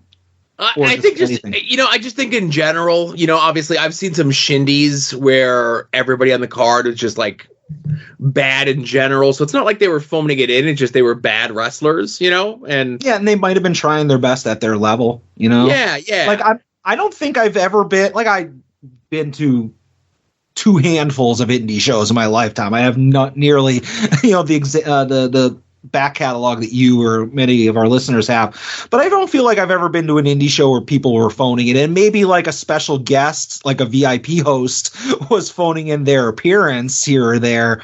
But like I always feel like that everybody's trying hard at indie shows that I go to. I would say that like if there was a situation of people phoning it in, it would have probably been like a mainstream pay-per-view where people are just going through the motions because it's like a D-level pay-per-view, like a Tuesday in Texas type of thing. But I don't know. I don't know of an example. So I'll say this. I have a feeling, I haven't watched it yet, but just from reading the card from before, I have a feeling that the Thunder we're going to watch for homework this week might be the most phoned-in show of all time. Yeah, you could just circle WCW like for like a big 2 or 3 year period and just say it was WCW, but yeah, there's definitely been episodes of Thunder and Nitro that I've seen where it feels like, if not everyone, but most of the people are just there cashing their check, doing as little as possible just to show up on TV. I don't think Dynamite was as bad as Kevin is making it out to be. Like I said, I thought the Darby Takeshita match was really good. I thought he was saying the pay-per-view was phoned in, not Dynamite. Well, no, he said the Dynamite was phoned in. He thought Dynamite was just there. I thought them kind of lighting a little bit of a fire again under Hangman and Swerve was a good way to end the show, I thought. I get you. Everything can't be a home run, but there was enough good in Dynamite last night, And you could also say that like phoning it in doesn't necessarily mean that the wrestlers didn't try hard. Right. Like there are Rampage, like there's 20 episodes of Rampage over the last 2 years that were creatively phoned in, like from a booking standpoint. They're like, let's just throw 4 matches out there that, that don't matter just to have an hour of television, instead of making the most of your opportunity to put a good product out. That's phoning it in, and that's not the wrestler's fault. Poor Mark Briscoe this week on Rampage getting saddled with Matt and Jeff Hardy. Oh, when Private Party came out, I was like, okay, that's cool. Like I don't want to say I liked Private Party, but like I learned to dislike Brother Zay because of the Hardys. And if you're going to get the stink of the Hardys off of them and like they're back and they're healthy, and maybe we can recapture that momentum that they had when the tag division first started. And then the first thing that they said was like, oh, we want to be in there with the Bucks. We want to be in there with the Hardys. And I'm like, oh God, no, get them away. Do you remember when Private Party beat the Young Bucks clean on TV? It was a meteoric rise to their careers. It catapult. Oh no, that's right. It meant nothing. Exactly. All right. Thank you for your call, Kevin. Next call. Yeah. Thanks, Kevin. Hey, Joe and Adam. What's happening? It's your buddy Kenny. Hope all's well. Happy New Year. Me and a friend of mine took in an evening of All Elite Wrestling last night, and I got to figure out something to do these things with, like, groups of people who are cool, because, like, I just sit around some lady Karen who was like, oh, the guy's name is Take a Shitta, and, like, thought it was the funniest thing and just cackled about it all night. And I'm just sitting behind her going, Takeshita. His name is Takeshita. It's not that funny. Anyway, weekly purchases. I got my chest tattoo filled in today. It wasn't as bad. Took some ibuprofen, brought my headphones, listened to some smooth music while it was getting done. Very stoked on it. And follow up on the story, I got my skateboard deck before I got my merch from the indie wrestler from the same state I live in that was purchased the week of Black Friday. So there you go. Out of business skateboard company can figure out how to put shit in a box and send it across the country before an indie wrestler who lives in the same state as I do can take a fucking picture in a tote bag and put it in an envelope and send it to somebody. Fuck. Anyway, get wrecked, Bob. I'm very surprised that's like my money was on the indie wrestler coming through because I thought he would never get the thing from that skateboard company. I'm shocked. Yeah, we were talking that we didn't know if like the label was printed and like he had the shipping, like all that other stuff. There was a lot of variables that we couldn't give as clear as an answer, and I think we both leaned toward the indie wrestler. I'll say this, Kenny, and if you're okay with doing this, obviously, you don't want your good name besmirched because, you go and publicly say something about this independent wrestler and like you'll get a box on your door with like shit in it or something, right? Like literal a log of shit. But let's say it gets to like 2 months and this person hasn't like, sent this stuff. If you want to contact me or Adam privately, we'll put a little space and buffer in between it, and we'll publicly bury the person for you. I'll take that heat. Yeah, because I was just about to say name names, but like I get what you're saying. I want that heat on Kenny, but I'll certainly take that heat. My only concern, and I would absolutely take it too, because I don't care. You have a reputation to uphold. I don't. Is I don't know who this wrestler is. Like, privately tell us, like DM the two of us or DM the At Odds account so we know what we're dealing with, and we won't expose your business without your permission. But I'm curious, like, if this wrestler, because it could be a top tier indie guy or it could be like a local, like low tier person. So like, I'm worried that maybe Kenny is the only sale this person has made, and like us just blowing up, hey, Mr. or Mrs. Indie Wrestler, I heard you have a terrible turnaround time with your stuff. It might be exposing Kenny because that's their only sale. So I'd like to know that information too, Yeah. But I'm shocked that I definitely think that it's going on 2 months now, he said? He said it was Black Friday, so it's been a month and a half, let's say. Yeah. Oh, yeah. These people, they're not working 7 days a week. Get to the fucking post office. My patience would be gone, Kenny. I think it's time to name names, but Kenny, reach out right? to us. And I'll put this caveat again. We'll do our best to kind of separate you from whatever we decide to do about this. But I will say, if this person is someone that I have in my phone, like their personal number, they're fucked. This is turning into a broski owing DJ an 8x10 situation all over again. That's right. All right. It's pink button time. Ed called in 3 times. Oh. He's allowed to.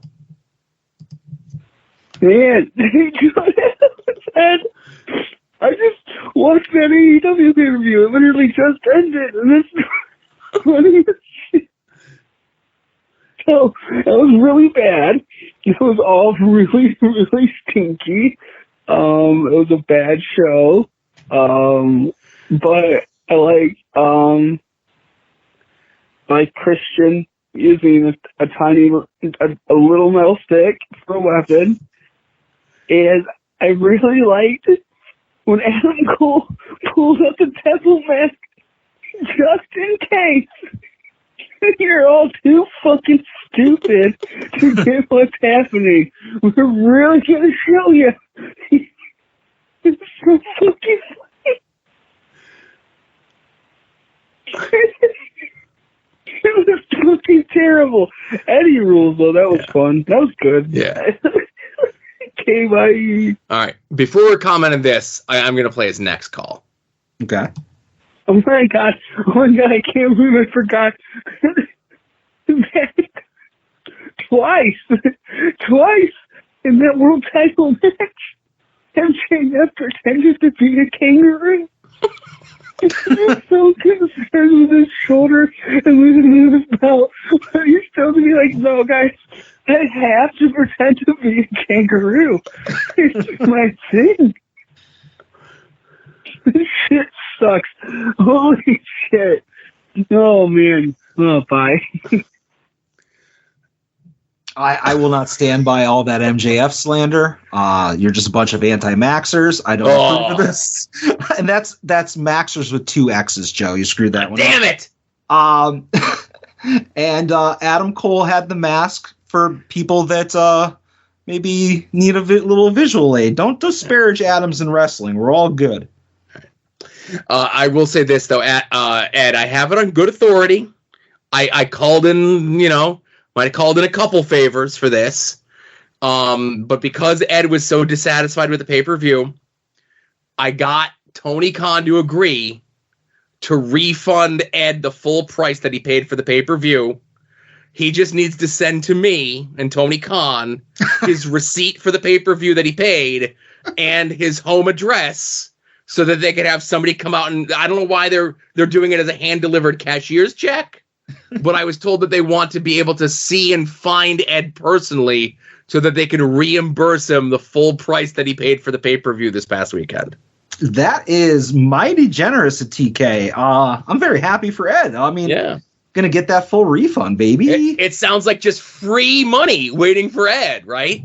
I mean, it's not free because he's getting the money back that he already paid. You know, so he was out whatever it is, $55, $50, and then he's getting that back, which is nice.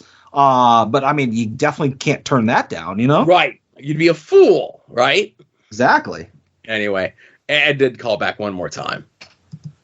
Hey, Jill and Adam, it's Ed. I just thought of something, and I don't think I've ever asked Joe this before, so that's wild because I've been friendly with Joe for a while, and I'm just curious. Adam, we all know about your time at the House of Hardcore, but Joe, I have a question, and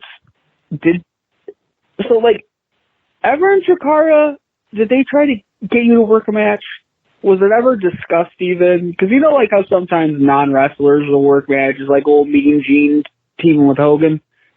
Like any situation like that where LFC would, step foot in the ring, and anything ever? Was it ever brought up? Did you shoot it down if it was? Is there anything there? I was just real curious. Also, we're making WrestleMania weekend plans, and Brad and DJ have talked about it, but like your guys' names haven't come up at all, which is weird because I think you're kind of close-ish to Philly, right? You guys are you going to come to DDT? No. And hang out? No. Takeshi Masada is going to be there. I don't know if you know him or not. He's really great. Say bye. So no, the subject was never broached with me to wrestle a match. I think Mike would never put me into a situation, whatever your opinion of Mike is, to put me into a situation being untrained, uncoordinated, old, broken down. I think many people on the Chikara roster that would make those decisions saw me maneuver getting in and out of the ring barely. And they're like, yeah, let's have this guy wrestle a match. That one bump that I took from Claudio at the BDK reveal was like it. That was one thing, and it was to add to the chaos. And I'm sure if I didn't want to do it, I could have told Mike, I don't want to do it. But like, I'm like, I could take a bump. It's no big deal. It's not like I have to run the ropes or anything else like that. When it was explained to me, was what it was. But no, it was never presented to me to wrestle a match, and if it was, I absolutely would have shot it down. Well, let me just ask this, and I think maybe where Ed is coming from is what I immediately thought of, and that's not having you actually wrestle like taking bumps or doing a move, which I can understand both you and Quack being hesitant about, but I'm kind of picturing it in my head like you're Nicholas to somebody else's Braun Strowman. And like you're just on the apron and then you come in and do the tag because like maybe there's this Sidney Bacabella and like Max Smashmaster and Blaster McMassive, they've been like getting in your face, and some baby face goes and Eddie Kingston comes to your aid and basically challenges Devastation Corporation on your behalf and says, well, Chikarson's going to be my tag partner, and you look all panicked and scared, but Eddie does all the work and just tags you in and you do the pin. Like that's kind of what I would picture would happen in the Chikara world. And I don't think you would turn something like that down, right? I absolutely would have. Really? Yep. You need to be more of a glory hound. I would do that all day. I don't want to be a glory hound, That's what I'm saying. You need to be more of one. No. I think that would be hilarious, but you wouldn't have to take a bump. You get the big pop. It's not in my nature to look for something like that, but to even extrapolate on that more, like I'm not a trained wrestler. I should not be in the ring, even in a sports entertainment type thing like that. Like I could fuck something up just by being there. And that's not fair to the other people in that match that they're trusting me who's not trained and doesn't know what he's doing with like, even just as something as simple as like getting into the ring and pinning them, right? Like who's to say like I go down and I slip and fall because I'm a fucking klutz, and I like land my knee on their face and I fuck up their head because I'm a big giant klutz. I would never want a little bit too panicky, but well, listen, it was not my nature to be in part of any sort of physicality of any sort of thing when it came to professional wrestling. It wasn't my thing. I'm not trained for it. I'm not physically capable for it. So again, it wouldn't be fair, to the other people. And that's, the way that I would look at it, I get you. All right. I like the idea, the thing I booked there, though. But I will say any indie show wants to have somebody just destroy me in the ring. Like, I'll take an unprotected chair shot. I'll go through a table. I don't care. Just let's do it. I got a lot of enemies that can make this happen. So, Ed had mentioned about the Collective, the WrestleMania weekend shows. Yeah, that's a thing. So I'm looking at the schedule, and I see the DDT show is a Thursday night at 8, and I don't know if Ed knows this, but I record a podcast Thursday nights at 8. Yeah, so does Brett and DJ. Well, again, listen, I don't know who's more dedicated to their podcast, me or them, but I think them go to the DDT show. No. I don't know. I don't know nothing about DDT. Like, obviously, depending on when it gets a little bit closer and we know when and where you guys are going to be and hanging out, I'd love to come and hang out, get a bite to eat with you, shoot the shit with you. But I don't know. My days of paying to go to see wrestling shows is over. Mm-hmm. Yeah. If I get comp tickets, maybe we'll talk. I can't think of an indie that I'd be willing to go to Philly for and deal with those crowds. Right. Like, it's one thing if it's like, oh, hey, AIW's running a show or LVAC is running a show and it's a couple hours away. That's fine. You're not going and dealing with all of the wrestling fans from across the world converging on one location for a weekend, Yeah, not for me. No, definitely not for me either. Yeah. But have fun, guys. Let me know where you're going to go get something to eat. I'll go meet up with you, right? There you go. So I think we mentioned, obviously the wrap up for the fantasy football. We're almost done. This is the final week of regular season play for the NFL. So the ESPN Pigskin Pick'ems is this week. I'm still on the first page in 23rd place, but I'm much more closer to the bottom than I ever been. Adam is tied for second with young Josh from the comic book shop. Yeah, and I just learned literally this week when I went to get comics that's Josh from the comic shop. Like, I didn't know who that was. And I found out that Josh says that he's scared of me, like physically scared of me. And I was like, oh, that's good to know. I'm not going to tell him he doesn't need to be. You got very few people in life that are still scared of me. So, but he was worried about passing me by, and that's how I learned that. Gotcha. I have to decide. Do I just make my picks safely, as in, like, I just pick who I know Todd will pick and to ensure that I stay ahead of him? Or do I do Hail Marys to try to make that last-minute push past Styrofoam Anvil and potentially lose it all and fall behind Todd? I say you got to swing for the fences, man. Yeah. I mean, chicks dig the long ball. I got to try to go first. Yeah. Because all I have to do to beat Todd or to stay paced with Todd is just Todd picks all the favorites. I mean, that's his secret. He's very bad at this, but and he'll never know I said that. But yeah, I got to decide what to do. I got to decide. I might have to swing for the fences. We'll see what happens. Yeah, last week I want to win that big prize that comes with winning this first place thing. Yeah, we'll give you a couple things, Yeah. So hey, plug time before we wrap everything up. Of course, the LVAC show was just this past weekend. When it gets announced that it is available streaming or for purchase or what have you, we'll certainly let you know. Whether it shows up on Jerry's Internet Wrestling Emporium, I'm not 100% sure of either, but you can certainly sign up for that. IWTV. Use our promo code ADODS if you're a new subscriber. It lets Jerry know that you came to him from us. No TeePublic sale. Holiday's over. TeePublic sale picks up next week. You can make any and all of your purchases through our eBay affiliate link. When you click on links to various merchants on the site and make a purchase, this can result in the site earning a commission. Affiliate programs and affiliations include, but are not limited to, the eBay Partner Network. Yeah. And, of course, you can support us by signing up for the Patreon. You get the classic remixed episode of At Odds. You get the selfie of me every month. You get the homework bonus shows and conversation with Joes whenever I feel like doing them. Like I said, obviously, we're coming off Christmas, New Year's, etc. Probably this weekend, I'm going to reach out to someone to see if they want to be on the show, and we'll go from there. Oh, and you also have to get me a January selfie. Yeah, I'll get that to you when I get probably sometime today or tomorrow or something. I don't know. Yeah, just no big deal before the end of the month. Yep. And we did have a bonus episode, kind of unplanned episode come up this past week with an unexpected special guest, let's just say. I don't want to spoil it. But we get phone calls that we play in the show. And sometimes we get phone calls that don't make any sense. And that's what the Patreon's for. Yeah. You know what I was thinking about when I was listening to that episode? That's not the first weird call we've gotten, too, that we never played, that you played for me off air and you're like, can you make sense of this? And I'm like, no. And then they just go to the cutting room floor. Like, I feel like there might be some legs to having like a deleted scenes section from the podcast. So, okay.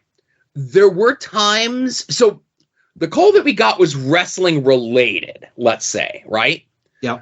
There had been calls that I'd played for you where it definitely sounded like somebody misdialed like a family member. Still just as good for entertainment, you know? All right.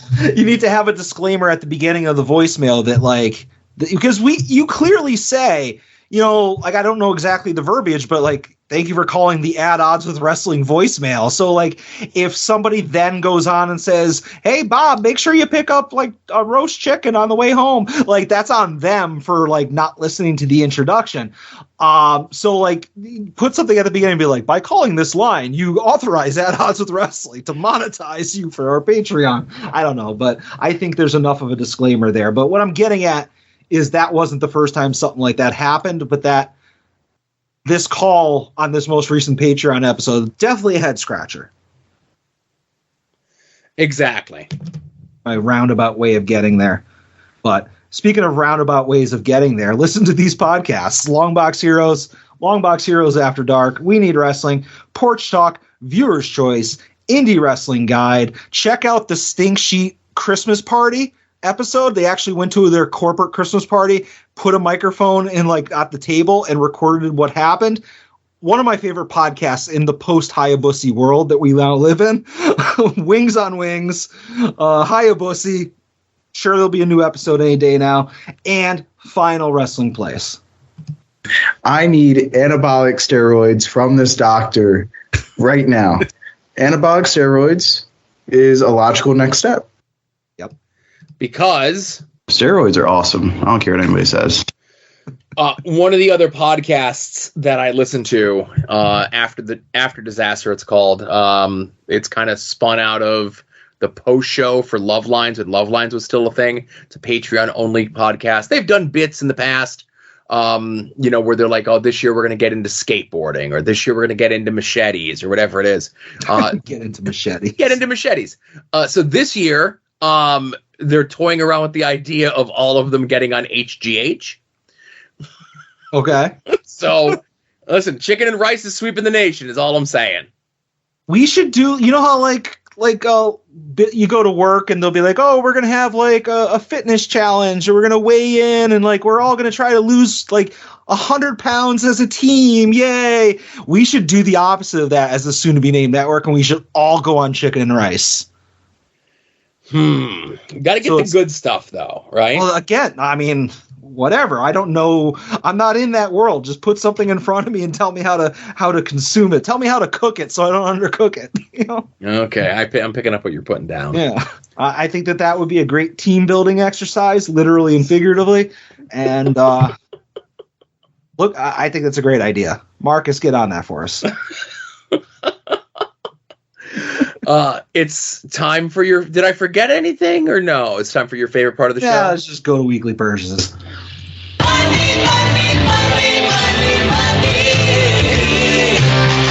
Some might cost a little. Some might cost a lot. But I'm the $100 Vansky. And your figures will be bought.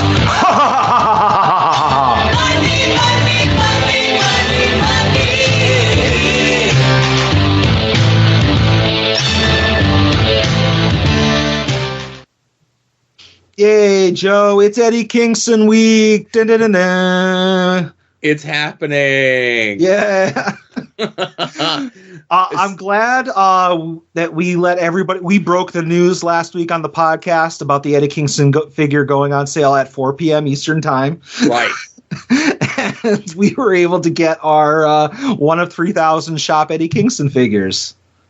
Yeah. It went up a little bit early. I think they ended up putting up at around 11 Eastern time.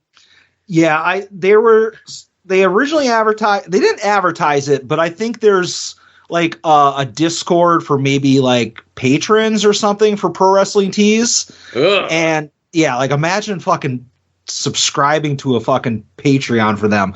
Anyways, it's like their VIP. Does Ringside Collectibles have a Patreon that I could sign up for so I could thank them? I think you can thank them publicly. Oh, okay. But what I'm getting at is that is how I found out the Eddie Kingston was going on sale, like was from a screenshot from that Discord. And it had said on that screenshot that the figure was going on sale at noon because that's when the coupon was going to go live. Right. But then I guess, like you said, the figure went up an hour earlier and the coupon didn't work. So me, like a crazy person with nothing better to do, I just kept refreshing the page for about 20 minutes and eventually it did work for me. And I know that like it was hit or miss for a little bit until it finally started working, like maybe after the official start time. Like it might have been like 12:30 or so before the coupon worked consistently. But long story short, I got my 2 of them. So I'm happy that they didn't have the limit because I think you could still buy them now, to be honest. Yeah, I think they're still available. I don't know how many are left. We could certainly check doing the Major Bendy's trick. Yeah. I didn't want to risk it, though. You know, you never know. Yeah. I got my 1. Again, I'm a Mitten Box guy. I got the Defender. It's going to the wall. If Eddie and I are ever in the same state again, I'll probably see if I can get him to sign it for me. Yeah, that's why I got 2 is because that's what I'm doing with OC and with my first Eddie Kingston is I have 1 sealed unsigned and 1 sealed signed, and that's the dream for the 1 of 3,000, you know? Yeah.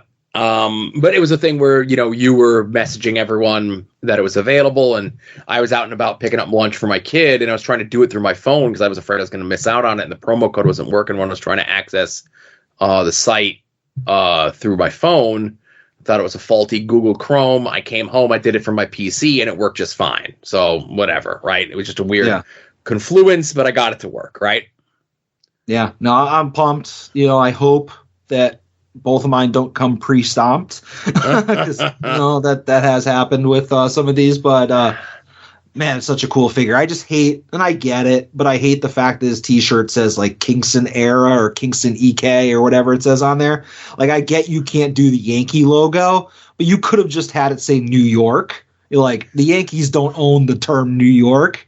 And I think that would just look so much better if it said New York on it. But beggars can't be choosers. It's a fucking bloody Eddie Kingston figure with a gas can, you know, when he was going to try to burn Danielson alive. Who was he trying to burn? And Danielson got caught up in the collateral. Jericho. Oh, geez, even more deserved. Yeah, we didn't talk about Jericho today, huh? Yeah, that's for the best. Exactly. Did you buy anything else? I did. Obviously I wasn't expecting the Eddie Kingston purchase to come, but it did. And then later on that same day, whatever Elite set went up for pre-order on Ringside. And listen, I'm not a guy who goes out trying to hunt things down or whatever the hell it is. But it was Elite 108 went up for pre-order. And you know what figure is in Elite 108, Adam? I don't. Oh.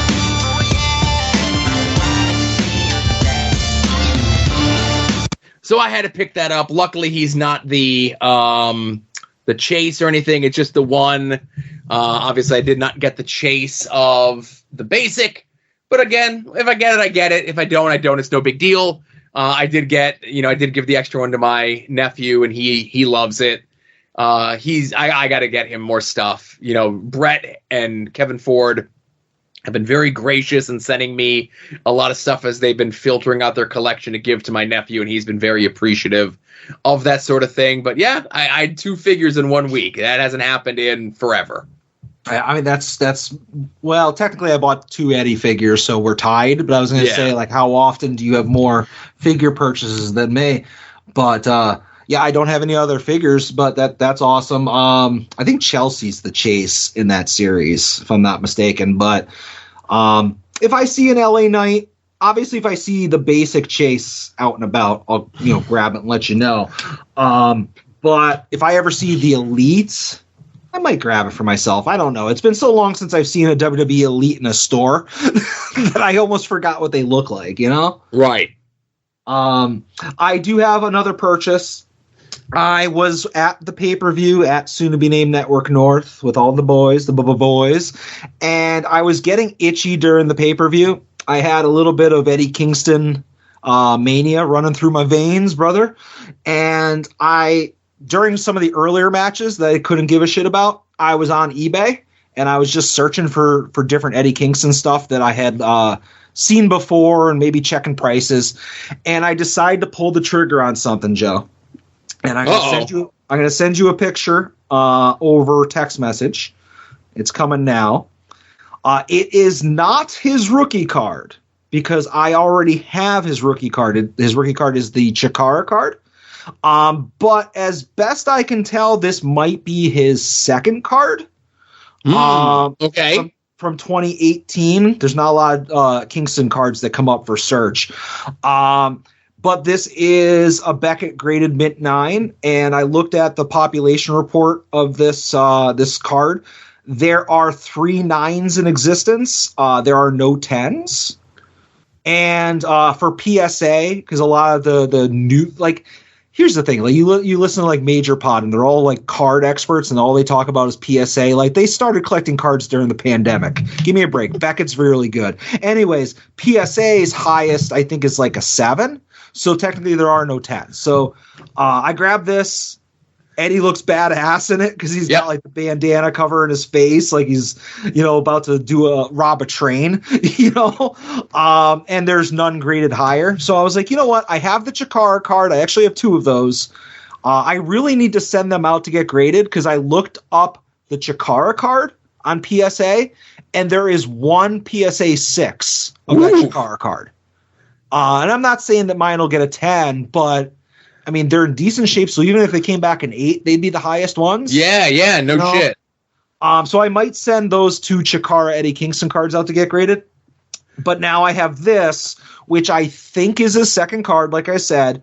But I was thinking to myself, because obviously I'm searching Eddie Kingston cards on eBay, and all the Upper Deck AEW cards are coming up, and there's so many of those, and I don't want to get into those.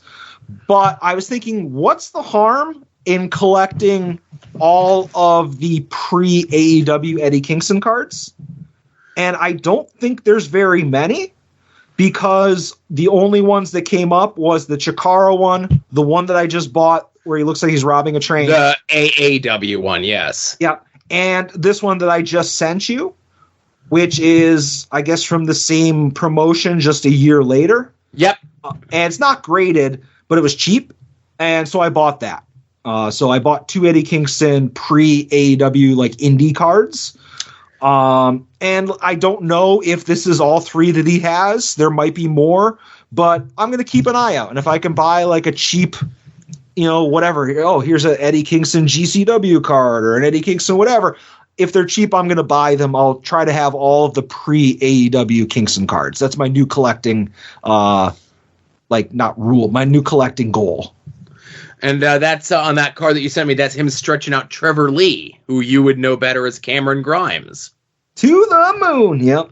Yeah, remember Cameron Grimes? Remember when he was a thing? I remember him showing up on SmackDown, like basically clean shaven, wearing a polo. Oh, that Papa H really has got his thumb on the pulse of what we want to say. He went into a feud with Baron Corbin that went over so well that Cameron Grimes got pulled off TV and Baron Corbin went down to NXT. Yeah. You know what? It's funny to say. When was Cameron Grimes the most over that he ever was? When he was feuding with the $1 Million Megastar.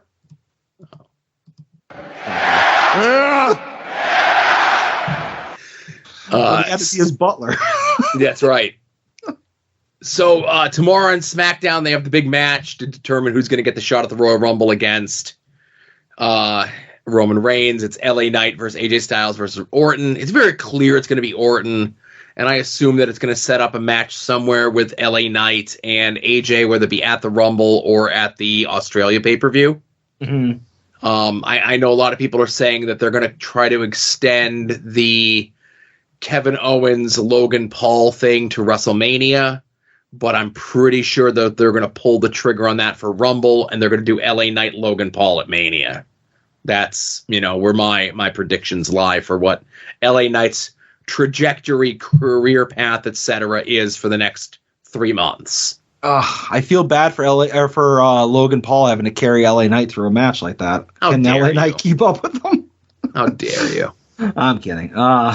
All right, well, that's good. Good for LA Knight. Glad that he hasn't completely been shuffled down the card completely. No, how dare you? Yeah, but that's all I have, Joe. Just it was an Eddie Kingston exclusive week of purchases. Nice. I could give you Eddie's PayPal if you just want to send him money directly. Well, what do I get out of that?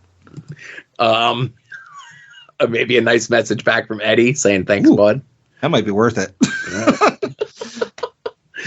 All right. Hey, thanks everyone for listening. This was episode 274 of At Odds with Wrestling. For Adam, this is Joe saying thanks for listening. Be safe out there and enjoy some wrestling.